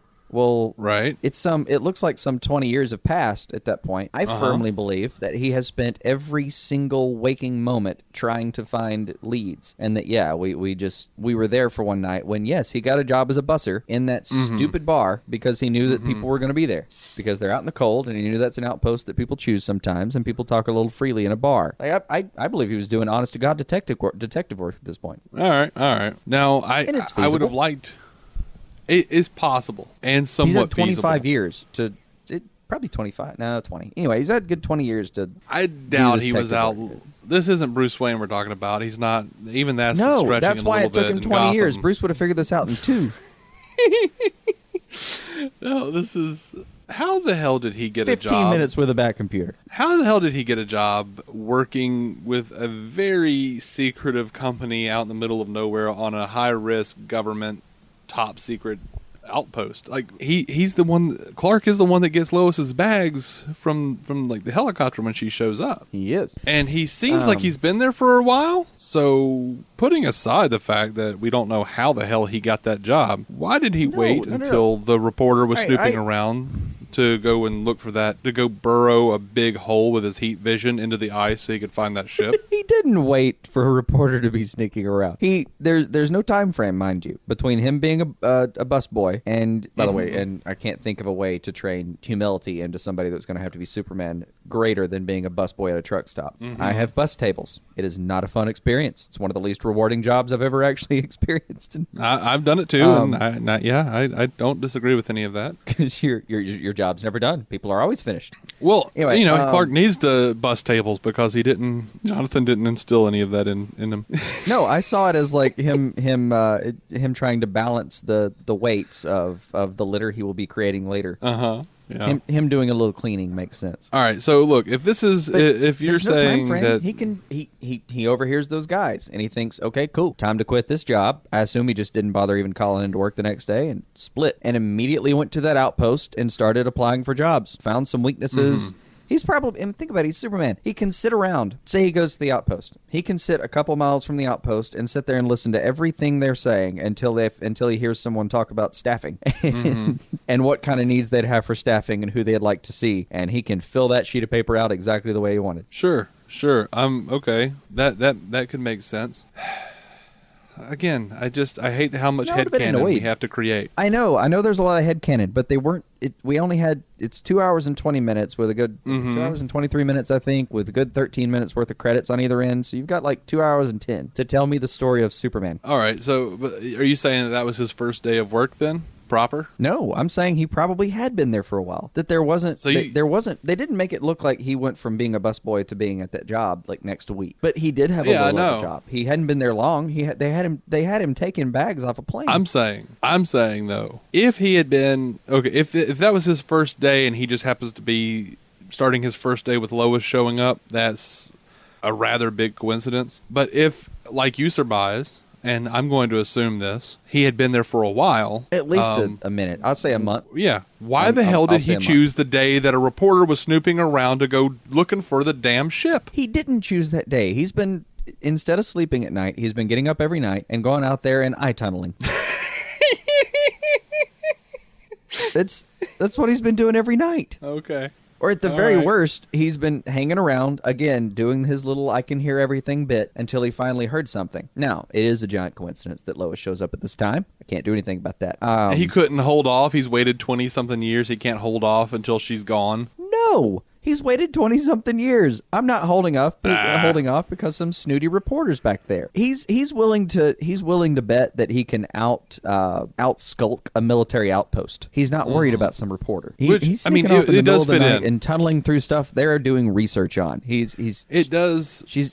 has come armed with red hair and a Nikon. She's not going to phase him. Yeah, now that it does fit in with the Superman character to not think things through. It does. I don't really like the versions does. where he's super intelligent. I really don't. Yeah, I don't either. I like the versions where he's exactly moderately intelligent. Like he's as smart as the average kind of smart guy, but not. See, I like the idea to be that able to do complex differential equations in his head. That's not what Superman I consider it one of the very few flaws in the character, but every character needs flaws to make them interesting. And at this point, Superman's pretty boring on his own. We don't need to be taking away flaws. So I like the idea that he just sort of relies so much on his powers that he's kind of a dipshit and wouldn't consider, hey, maybe now is not the best time to go looking for this damn ship since there's a chick running around with a Nikon. This is something that Batman points out to him every now and then in the books is Clark, you're a dipshit. Batman constantly berates him for the way he when he gets into a fight, he takes a bunch of punches up front, and it's really just to show off. Like, that's what Batman's called him out on that before, is that you don't have, you could beat that guy before he threw a punch. You just take the hits because you know you can, and you're showing off. And, I would too. I would totally do that. Of course. Of course, it's also a pretty keen intimidation tactic. Not that he really needs to have one of those. It's the Homer Simpson method of winning a fight. Just let him exhaust himself and then poke a finger at him. I'm not sure how exactly. Like, the execution of the scene wasn't very good, where Lois is taking the picture and sees Clark walking, and she goes, "Where the hell are you going?" And then she finds magically exactly where the hell he was going. And she actually has to like step on a ledge where it would be far too dangerous for anyone to think, oh, well, this will be okay. She has to like balance on a rock and then like get into a hole. That whole thing, I was just like, why? What? She's feisty, that one. Why would she Damned assume plucky. he went there? Where she was standing, you couldn't tell that he was walking off the side of a cliff. I looked at that scene over and over again, and I couldn't tell anything. I'm sorry, I Nikon. agree. That wasn't the cleanest cut. There's probably some cutting room floor that makes it make a little more sense somewhere. Yeah. So I was happy to realize that to see that Jor-El tells Kal-El that the house of El means hope. So I did not remember that part. I just remember him saying, "On our world it means hope," and I'm like, "Bullshit! It's the house of El." Right. So at least they kind of crammed both that makes into it workable for me, and that was a cool thing. I could stand for that to be canon because it's and there are going to be people who think, well, bullshit, it's just an S. How could it possibly, dude? It's a tiny scribble in the world of language. Tiny scribbles get used all the time for all kinds of different languages. It is not unprecedented nor impossible by any stretch that you would have duplicate figures for different languages, even exolinguistics. Works for me, man. I mean, it was cool. I mean, come on, it's Superman. He's always a symbol of hope, and let's just go ahead and work that right into the name or right into the crest. Okay, good tweet, guys. One of the interesting things, though, is okay. First of all, here's one of my favorite quotes from the movie: "Comets don't make course corrections." I just wrote that down. I enjoyed it.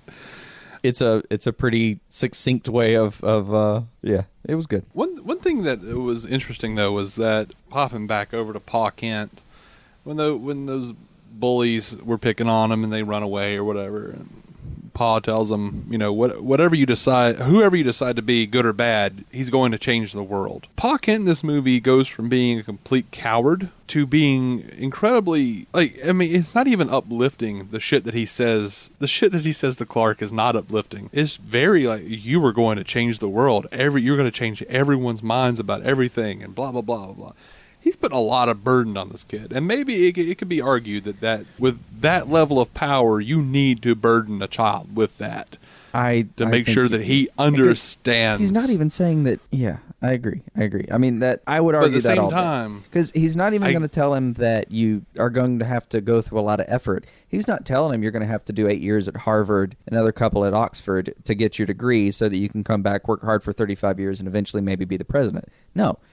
His simple existence, the moment it's known, he has to put the level of effort in, not even the level that Paris Hilton used to have to put in to be famous. He's just going to do it. It's just going to happen naturally. He could sit there and he could change the world by sitting on his ass and watching cartoons all day. Yeah. So I would prefer that if we ever ended up in this situation and some guy in Kansas was wondering what to do with himself in this bizarre set of circumstances, I hope to God he impresses on that child the gravity of what he's going to become. Right. The only thing about Paul, though, is that he doesn't want to be alive whenever that day happens. That's the tornado scene right there. He's realizing Clark wants to do something with his life other than farm, and he's going, okay, I can't stave it off anymore. This kid's like 20. I can't do it anymore. Oh, wait, a tornado? Cool. I'm out. I don't want to see this shit. That's why I think Paul is a coward. That's the way it feels. He's like, no, don't tell him, Clark. He's not saying don't out yourself. He's saying, please let me go. That's why he puts that hand up. He's saying, please let me go. I don't want to be here when you do what you got to do. In 20 years. This is this is a small town farm guy. He hasn't eaten a full meal since the lunch he had the day that he fell from the sky. This is the old Baptist guy who says, okay, son, if you've got to come out, come out. Just please don't do it while I'm alive. I don't think it's that bad. I do. I mean, and this is the thing. When we've talked about the deliberation and that decision and whether it was a decision, I think two things were true. In the moment, he told his son to get away because he couldn't have known that he could survive a tornado. I know we're talking about Superman, but he's talking about Clark. And he's not going to test that theory with a live, real fucking tornado. I sure as hell wouldn't do it to my son. So you tell your son to take his mom and get under the overpass. Okay. In that moment, that was the right decision. You realize there's a dog. I'm not leaving the dog. I'm the kind of idiot that would actually possibly die trying to save my dog from a car. It would By be the way, that kind of instinct. I do want to point out, Jonathan's first instinct was not to go back for the dog. Jonathan went back to save a little girl, and as he's coming back with the little girl, he's it was reminded of the Martha. dog. It was Martha who's like, the dog. And he's like, if I don't go back for that dog, I'm not going to want to live anyway. I will never hear the end of not going back for that dog. I mean, I have a problem with Martha in that scene because there's a moment where she could have gotten that dog. Yeah. You watch at the beginning of it, and as soon as everybody's getting out of that car, she could have grabbed that dog. Yeah, totally. That part bothers me. Martha failed it. Yeah. That's a Martha fail. has failed this movie. She has. Martha Kent. You have failed this movie. Mm-hmm. I mean, I still believe though that like if Jonathan had any kind of deliberate long-term plan for what he was doing, it was that I want my son to be the kind of person who would go back and risk his life for a dog. Right. Which stands true to me because I fucking want Superman to be the kind of Boy Scout that would go back for a damn dog. That's maybe the man I love. Maybe it was a callback to all those cats and trees he saved in those other movies. The Golden Age shit. We're just running around dealing with muggers and cats and trees. Yeah. I firmly believe that he would like to, if it is deliberate at all, that he would like to make sure that he's the person, the kind of person who knows that sacrifice is still worth it, and that if he did let himself die, which is what he does at the very end. I mean, he tells him no, but. At that point, he would have had to travel at super speed to get him and to get him back. So he would have been outing himself. But I'm also sure that I don't know. I don't mind the idea that that Jonathan does deliberately decide to let himself go. And yeah, it's a cop out, and I don't like. There are hardly any versions of suicide that I like. I mean, it's a hard thing to defend often. But this is one of those cases where he did teach his son that you can't save everybody. Whether he wanted to or not, he did teach him that. But it was under false pretenses. He could have saved Jonathan. He could have. He may have outed himself, but he could have. He could have. But the same way he said maybe about that bus of kids that maybe he should have just let them go. Jonathan was so worried about the raping and looting that we were alluding to, not, by the way, being in the film, unfortunately. That never apparently happened. But he was so worried about it that he was willing to risk a bus full of kids, and he was willing to risk his own life. Mm-hmm. I mean, it's a sentence you shudder to say, but in the scheme of things, a whole country turning on itself in mortal terror versus a bus full of kids, the math says go with the bus full of kids. Right. But again. All right, so let's go over to the invasion of Smallville. Cracked me up, man. Cracked me the hell right up. Superman telling people in Smallville, get inside. It's not safe. A couple seconds later, you realize it's not safe inside either. It's not safe inside either, yeah. We're throwing Superman freight trains at each other. Superman entire attacks boxcars being used as bludgeons. Through a grain silo, straight through a cornfield, into a 7-Eleven. Plows Feora through an IHOP. There are people actually cowering at the table. Pete Ross is too stupid to. He's just standing there going, Clark? Yeah, I know. Now, hopefully his glasses got knocked off, because I don't want that to be I didn't think to look, but I don't want that to be a thread that hasn't been pulled. That no, his glass, he knows who Clark is. I think he does. He gave him a look. He knew. He gave him a look, but at the same time, we're inferring things.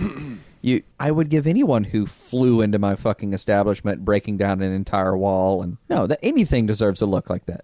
The Flash finale. There was a bit in there that we both we didn't actually discuss it on the show, but there was a bit in there where someone said something about a singularity, that we can create a singularity, and they're like, "What's a singularity? A black hole?" Yeah, they had almost that exact dialogue in this movie, where the scientist and the I can't remember what he was, the general and the scientist and the other like jackass military guy are talking to Superman and Lois, and they're talking about how you can use the Phantom Drive to send everyone back into the Phantom Zone, and they say a singularity can be created, and he's like a black hole. Yes, it cracked me up. Oh God, I didn't even realize it. You know what bothers me is... And the thing is, there are two things about that bother me. First of all, it's 2015. We should all be familiar with these terms. Second of all, they're not the damn same. Those are not interchangeable terms. Yeah. It's not like saying, oh, he's filled with H2O. Oh, H2O? You mean water? Yes. No. That's like saying, oh, his stomach is filled with cats. Oh, you mean dogs? Right. Yeah. I've got a question for you. You're more of a computer guy than I am. It's rare that I can get a new piece of hardware to interact with 3-year-old technology on my computer. What are the odds that General Zod in a newly Jor-El designed spaceship would be able to get his a centuries-old world engine that they found on some obscure colony to interact with his warship, I guess, and that same technology would still be workable in as much as that they are now slave to the world engine and terraforming Earth. Sub-question, what is the likelihood that General Zod, or any damn body for that matter, would be able to operate a piece of machinery that's been stuck in a slab of ice for 18,000 years, and that Zod would know how to work it, much less fly it around shooting at shit? All right, I'll do this. The problem of backwards compatibility is every now and then a technical issue, but I believe is at least as often a simple matter of someone not including something, so you would have to go buy new things. That's not a conspiracy theory. That's how commerce works. If there's a reason, I mean there are a lot of reasons, but there's at least one good reason that you never see cheap, indestructible objects that will always do the thing you purchase them to do. Things have to break, so the companies stay on board. I mean, Sure. Now I'd be willing. So to you're say, saying because this wasn't a couple things. Just let me pitch it as this. Go for it. Backwards compatibility isn't necessarily something that couldn't be universal. It's a lot of negatives. Roll with me. I'm rolling. Especially in a Kryptonian kind of atmosphere like this, where people are prescribed their personalities and work lifestyles, essentially. It would be well within reason that these people have also gotten to the point with technology that they're intentionally making sure that things fit backwards like that. It wouldn't be impossible, and I don't think that. I mean, I don't get the sense that capitalism isn't necessarily there. So it's not like there's competing companies, and if they had iTunes or if they had iPhones and Samsungs, I don't think they would have mismatched chargers in Krypton. On top of that, I mean, hell, all of those ships appear to have been designed by Zod's best friend, if he had one. Yeah, it's entirely possible that Zod did just pick up on some engineering stuff from his friend, and I believe it was part of the general curriculum for probably their species in general. So yeah, it's not impossible that all of the pieces would actually fit together because there aren't competing companies to keep them from doing so. It's not impossible that Zod would know how to fly all this stuff because it would be relatively simple or relatively similar to other versions of things that he'd flown that Jor-El designed. I just kind of assumed that the World Council or whatever you would call them were actually, they just grown so stagnant that they reached a certain pinnacle and thought, I need nothing else. Right. We need nothing else. Let's just keep all of our technology exactly the same. We'll just build it like this every time. We'll just build it just like this. We'll like keep Jor-El's one scientist creating on duty things just in case, but Jor-El's designing shit, and they're like, "Don't get too crazy, Jor-El."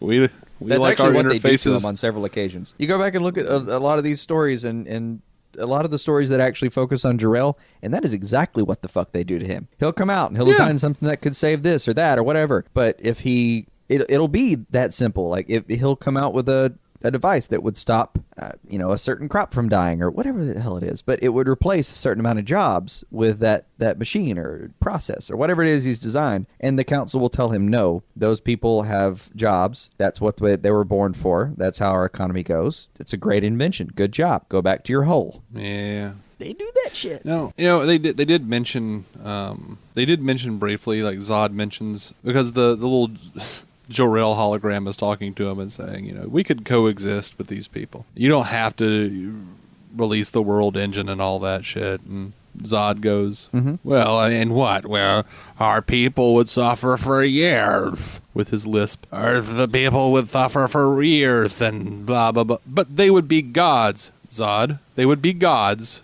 And you could... They'll be all right. No. They'll be okay. Yeah, and I don't really buy Zod. No, I don't think he had really thought through this whole cohabitation plan very well. Again, really hadn't. Military dude. His plan is take it over. And by the way, I do want to speak on the record. on this because we've been very hard on lisps. Yeah. I didn't mind his one bit. I didn't care. I thought I would because but since the time that I've seen Man of Steel in 2013 from them to now, I've watched a lot of Arrow, dude, and I thought it would be even harder for me to sit through it. No, I liked his voice. I don't know why. I don't care to defend it. I won't even try, but I did like it. I was honestly, and I don't want to put anything on Michael Shannon. I think that was his name. That is undue here. He did a really good job. He really did. Oh man, that one scene right before they kind of go into that, their last battle when it just gets all hand to hand.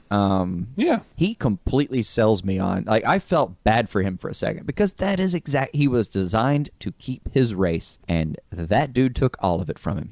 He took everything he's ever been purposed for. No, he I did felt it poorly. bad for him for a second. And then I wanted Superman to hit him in the face. Yeah. I mean... that was a fine speech. It was a good speech. It did bother me that they kept doing things like this where they have Zod completely, like, Superman uses it against him at first by ripping his helmet off. He's exposed to the atmosphere, he's disoriented, and he's like, yeah, it's a lot to take in, but Zod has been trained to utilize his senses, which is fair. Not his common senses, as we've already pointed out. He said his senses, not his brain.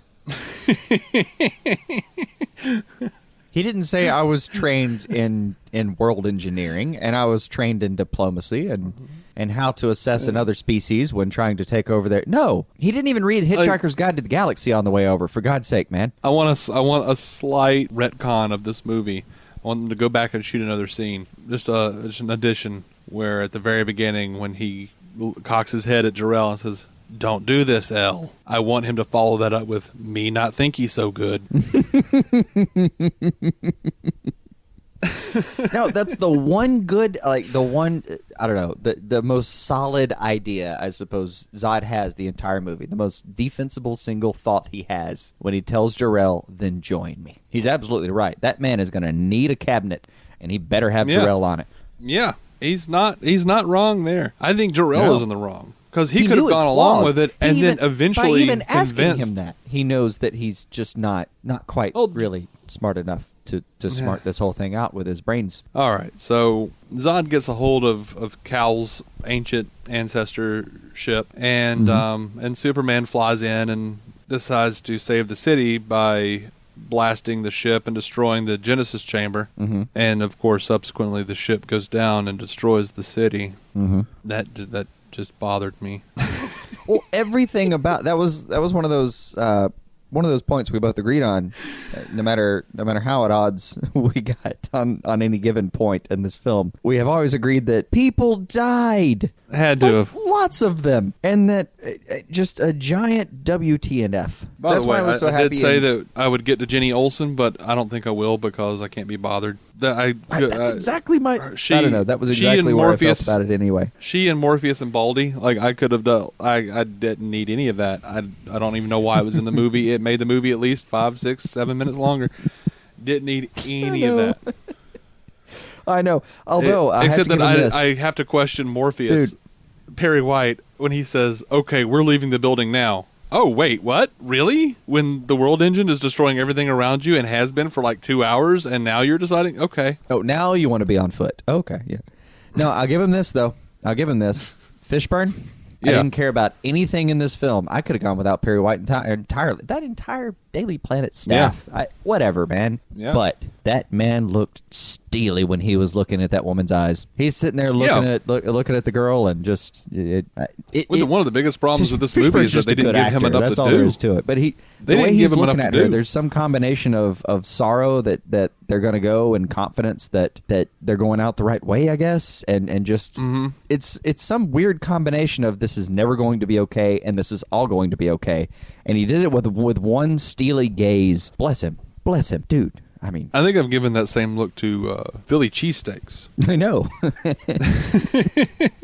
Nothing is ever going to be okay again, but it's all going to be okay. Right. The cheesesteak quivers. It's the same look, by the way, that if for anyone, and I will aside us again, for anyone who did not take our advice and go immediately watch Gods and Monsters, it's the same look Superman gives that Brainiac kid. Oh, you had to bring that in, didn't you? I did. It's been on my heart since I viewed it. Just damn, what a scene! I know. Alan Burnett, the unspoken hero of my life. No, one of the great tragedies of this film. I mean, there was a lot of destruction and everything, but I'm not talking about that. But they're going to address that in BVS, which is something that we were both comforted by. Yeah. I mean, it was enough destruction to bring Batman out. Now I'm in favor of it. We're talking about Lawrence Fishburne. He was underutilized. They could have found something for him to do other than what he did. I feel like the same is largely true of Kevin Costner. We have a scene at the end where Martha Kent tells Clark about Pa Kent. He always knew you'd do great things, and when that day came, your shoulders would have to be able to bear the weight. He saw it. She tells him that. My God, I wish I'd heard Kevin Costner say that. Oh, I agree. I completely agree. Because the way Costner, the way they portray paternal Kent, face, just explaining that to that child would have been just. Mwah. I mean, it's a fine thing to have Diane Lane do it. She's awesome, and she did a hell of a job here. Kevin Costner, though, I mean, I really, with the back and forth they had on Pa Kent, maybe I wouldn't have felt so vitriolic about Pa Kent if we had actually had him just out and out say that, because everything that he says just kind of shows him to be kind of cowardly. So I would have liked to have just seen that scene with him instead of Martha. All right. Overall, I do like the movie, but there are some real problem points for me. I have a really hard time justifying a lot of these characters' actions. Superman himself, I had no real qualm with. I really enjoy the scene where he's learning to fly. I think he somehow... That was fun. Somehow found a way to become the man that he was supposed to be, even if he was kind of... Oh, that little Russell Crowe dialogue while he's trying to figure out flying. They'll try to follow you. They'll stumble. By the way... But eventually they will find you in the sun. That choked me up when I was listening to that dialogue the first time. I was sitting in the theater thinking, that's so beautiful. That's so beautiful. And same thing. Russell Crowe kept getting to me. He's the one that kept getting to me, because as soon as he tells, he points and says, look down there, and Superman looks back at him. Lois, you can save her. You can save them all. I did. I had a little choke moment where I went, that's the Superman I love. The one that can save us I was all. sitting there going, you're a liar. He can't save them all. Don't tell him that. Apparently he's stupid enough to believe it. I agree, but it's Batman's job to tell him what he can't do. It's his dad's, and I say plural job, to tell him that he can do everything. Because the guy I love is the one who tries anyway. And only Batman can sit there and tell him, Clark, no. Well, see, Jonathan kept telling him, you can do everything, but you shouldn't. Right. Which was Jor-El told him, you can do everything and you will. You need to have Batman there to go, shitting me? You ain't doing shit, buddy. I'm going to take your ass down. You will do exactly what I allow you to do on my planet. Does your ass bleed? 'Cause it will. 'Cause it will. Tell me, do you not bleed? It's Yeah. Look, this isn't as bad as Superman 4, Superman 3. I mean, there is some real heart and color, and there's a kernel of the character that I miss from the original Christopher Reeve movie. I'm not gonna lie. Snapping Zod's neck could have been easily fixed with. He did kill Zod in Superman 2. I believe killed him Superman in the comics. kills. And the way he killed in this movie, I after watching it again, he shows a due amount of distress about having to kill and about having had killed. I'm assuming he didn't think about gouging Zod's eyes out, or Zod explains to him that he will never stop. If he had gouged his eyes out, Zod would have gotten up, walked towards the family that he was trying to slice in half, and tried again. That dog needed to be put down. There was no other way. He was rabid. I mean, one could say once the Phantom Drive was activated. By the way, that either killed or stranded Emil Hamilton of Star Labs. Not in the movie of Star Labs, but in the comics he was of Star Labs. Pretty integral little side character in the Superman mythos. In the Phantom Zone. because he was on that plane when they slammed into the spaceship and got sucked into the Phantom Zone. So I'm assuming he's either dead or trapped in the Phantom Zone. No one cared. It's not a big deal. Wait, I guess. I didn't catch the name anywhere. Is that Maloney's character? Or Maloney's character? Maloney? Christopher Maloney? This is the little bald guy with the beard and the glasses. Oh, gotcha. All right. Emil Hamilton was his name in the Forgive movie, me. and that's an actual character from the Superman comics and the cartoons. And I mean, he's the guy that designs all these like cool spacesuits and whatnot, different things for Superman, like the lead line suit and everything. So that's a character I've forgotten that name entirely. That's a character that could have given us so much exposition and just been kind of fun. He was fun here, but they did away with him for some reason. By the way, did it bother you that Lois fell out of that plane and we're watching shit flying up into that black hole and she's the only thing falling? And she didn't fall. She was projected from the plane. All I saw was Lois falling. Like, you can watch her going down while whole cars and pieces of buildings and shit are going up, flying up into the black hole. And then Superman grabs her and then has to fly with all of his might not to get sucked into the black hole with her. Yeah, I'm not going to go too deeply into it because the science won't hold out, but I will give you the piece of science that will, is an object in motion has inertia. Her falling, her terminal velocity towards the planet is probably not greater than the weight of a car at rest. Look, the force diagram is not going to work, but hey, she was falling and the cars were sitting still. Let's stop it right there. It was just one of and those. pretend that It makes was just sense. one of those things that made me cock my head. Pretend mass doesn't exist. What? I mean, I don't know much about physics, but what? But that car's pretty heavy. Svelte. Look, this isn't downright svelte. This is a sloppily put together film in places with some lazy writing, but it was an enjoyable film. I don't think it was lazy writing. I think there were some bad choices that were made that could have clarified some things. I didn't think the choices they made were necessarily bad. They just left out things. They tried to take on this giant story and pin it into 2.5. And if they'd had 4 hours, They did. and even 3, if they'd had 3 hours, they could have taken care of every problem we've raised. Probably. For all I know, it's going to be like Daredevil, and there it, is like a director's cut somewhere that we go, oh, man, why didn't you let him do what he wanted to do? You know? Yeah, I think most of it could have been fixed with less than 10 minutes of dialogue. Most of it. Just a little line here, a little line there. By no means, and I've never said I hated the film. No, you've never hated it. You were just a lot more down on it than I was. Right.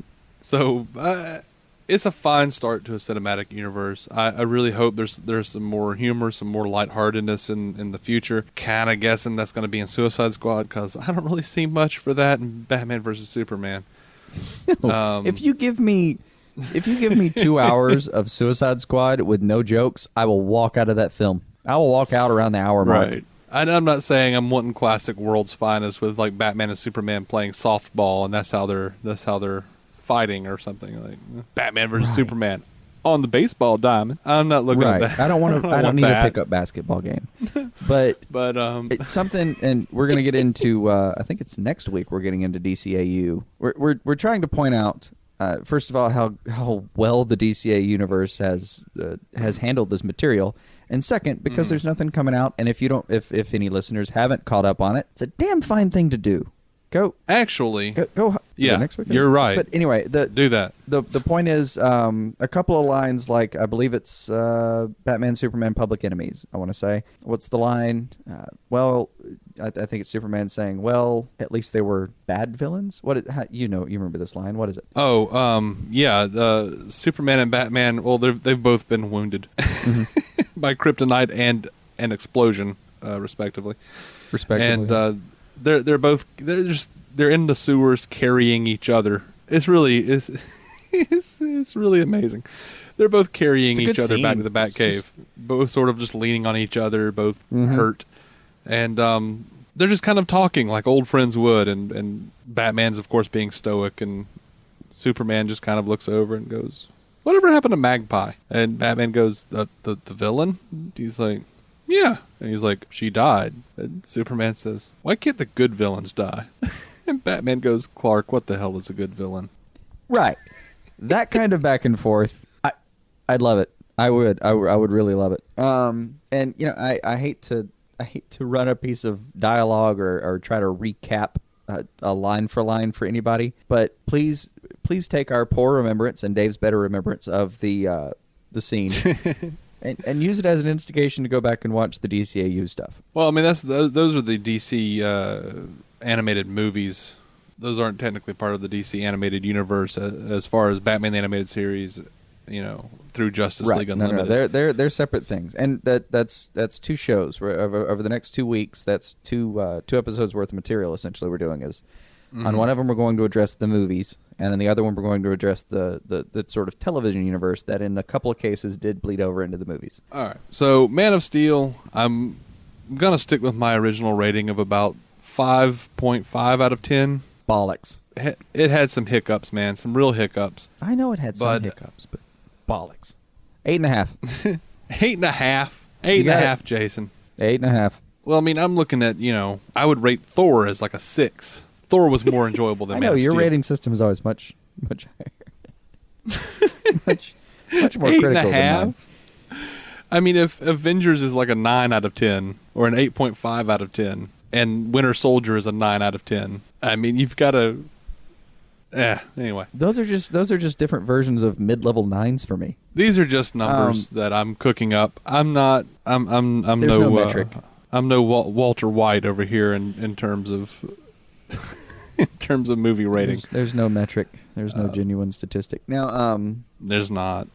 There's 2 things I wanted to point out about the film. I just wanted to see if you agreed outright on them. Sure. Action was good. I mean, depends. I got to watch a good 40 minutes, it feels like, of Superman beating the shit out of somebody. And, I'm smiling even now just saying that sentence out loud.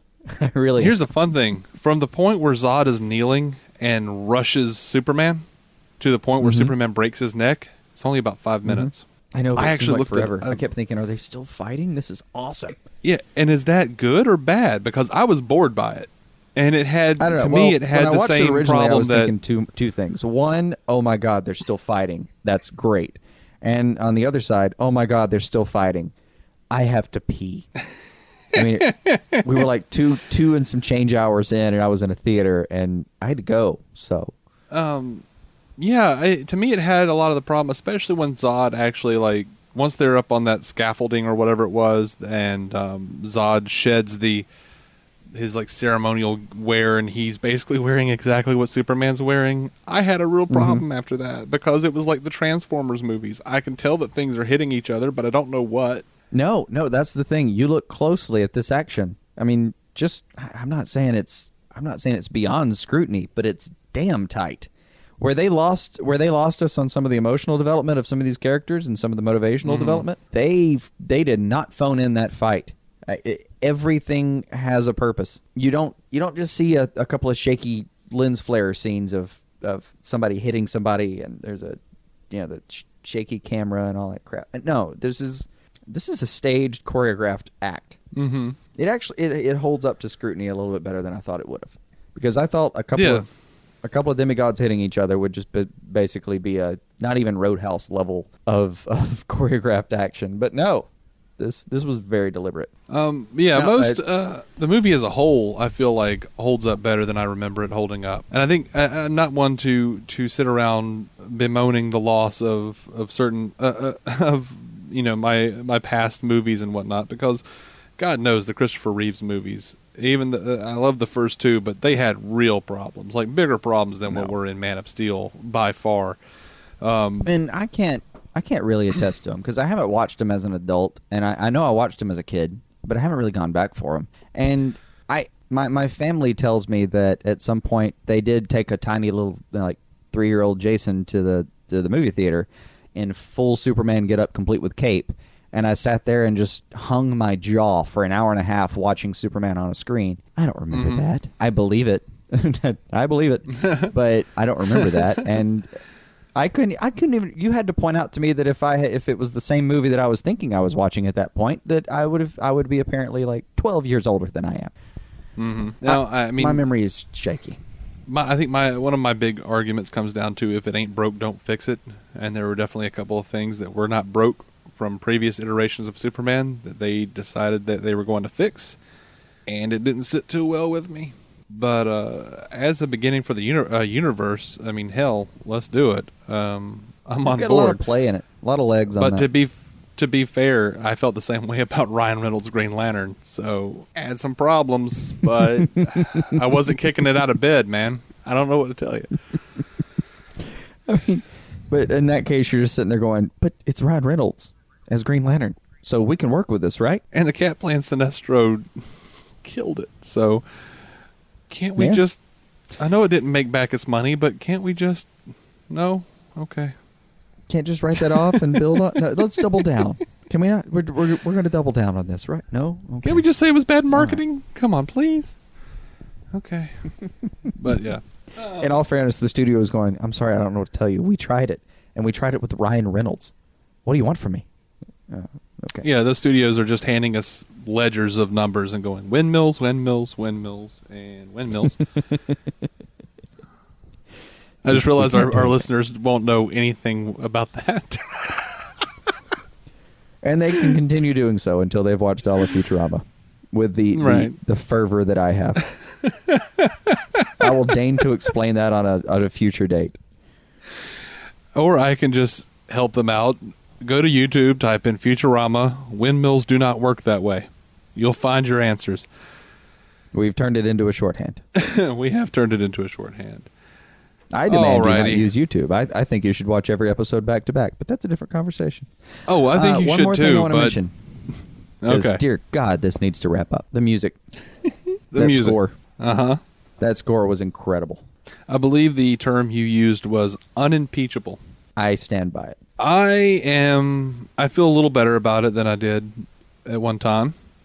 Still wouldn't call it unimpeachable. It's still Hans Zimmer. It's still drumtastic. It is, but to be fair, drumtastic in reference to the earlier Williams Orchestra tracks is actually kind of an homage. Well, okay. I'm not saying it's not a subvert, but it's an argument I can make. I was going to say it was drumtastic drivel, but no, it's downright with majestic hints at in themes. pieces. It is drumtastic drivel with hints of themes that are really strong. It doesn't, like, I still can't remember how it goes. I actually got the soundtrack. Every note. I know what the woodwinds were up to. That thing is good. I got the soundtrack. I'm listening to it because I knew you were going to bring up the soundtrack because it's something that I've brought up. I miss the old march, man. I miss the superhero march themes. I know. By the way, that time is over. No, it's not. Christopher Drake is still killing it on shit like Batman Arkham City, on the DC animated movies. March. It's not always a march, even when Drake is doing it. Not. He still uses ambiance and whole notes. Yeah, but you don't want to use ambiance until it becomes ambient, which is what Zimmer does about half of the time. You are ambiance. That's your job. And you should be...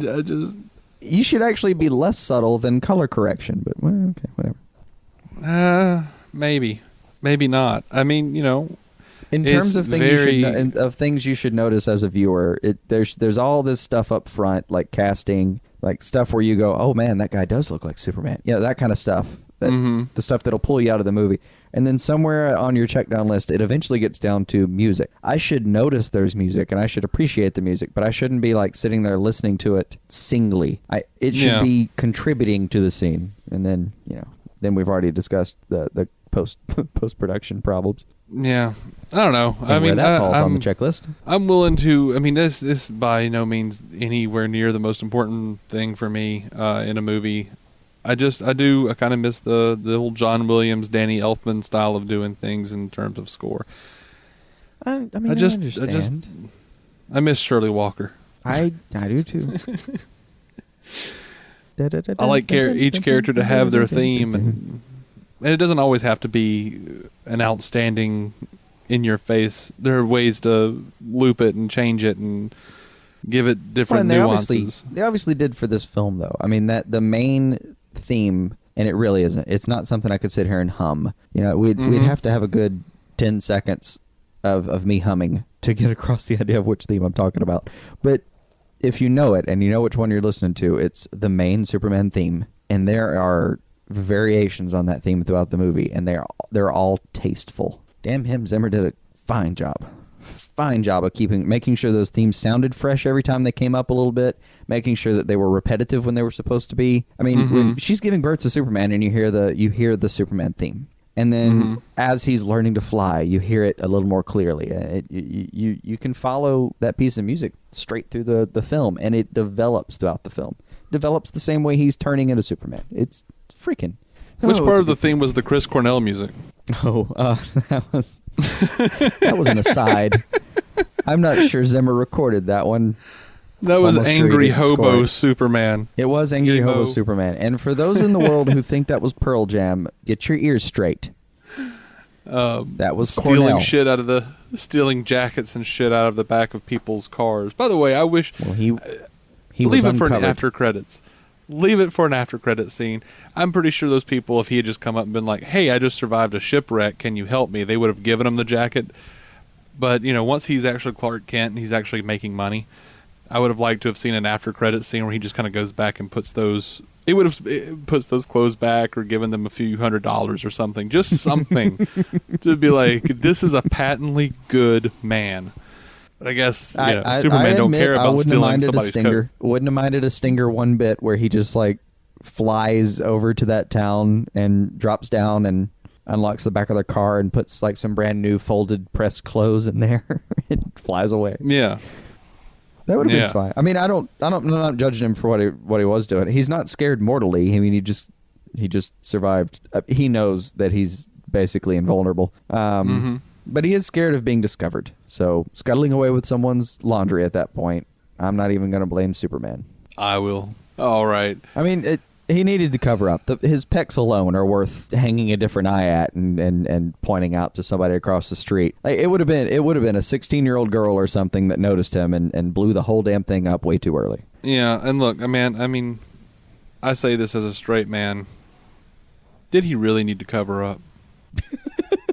I mean, damn. I mean, as a guy who can't be damaged thermally, I'm sure he was fine. But, come on. Even Superman has some modesty, running around all shirtless. Plus, if he's worried about people noticing him, he's in an area that looks like it's got roughly North England's weather. I just figured he was in Maine or something. I don't know. They're gonna notice the one guy in town who doesn't seem to care that it's cold all the time and looks like he just looks like he survived a shipwreck. He needed clothes. They wouldn't have noticed that he was supposed to be cold because he was so damn hot. Boom, boom. Is that what it is? Sure. And we're gonna. Oh, by the way, speaking of which, the little chick that's standing next to the officer standing next to the general at the very end, and he's like, "What are you smiling about?" And she goes, "He's kind of hot." Did you notice her name tag? No. Ferris. It's like not Carol? spelled like Carol Ferris. It's not spelled like Carol Ferris. It's Farris. But I can't believe that was. I can't believe that they accidentally did that. I can't believe they accidentally did it either. I mean, it's just that's. All right. Well, she's got her type, huh? I'm hoping there's a red herring shortage soon. That whatever sea it is, those things swim in, that dries up. Yeah. All right. We are the DC On-Screen Podcast. You can find us on iTunes, Stitcher, and DCOnScreen.com. If you like the Marvel Cinematic Universe as well, you can find our friends Matt Carroll and Jeff Randall on the Marvel Cinematic Universe podcast or MCUcast.com. We'll be coming back next week with something, probably DCU animated stuff. Thank you for listening to this long-ass podcast. We're going to get out of here and actually go live our lives to some extent. Take it easy and give us some likes on... I'm actually going to go watch Superman again. Are you really? The second half of it, I was watching it when we started this and had to pause it. Fair enough. Jason's going to go watch Man of Steel again. And you guys, we'll see you next week.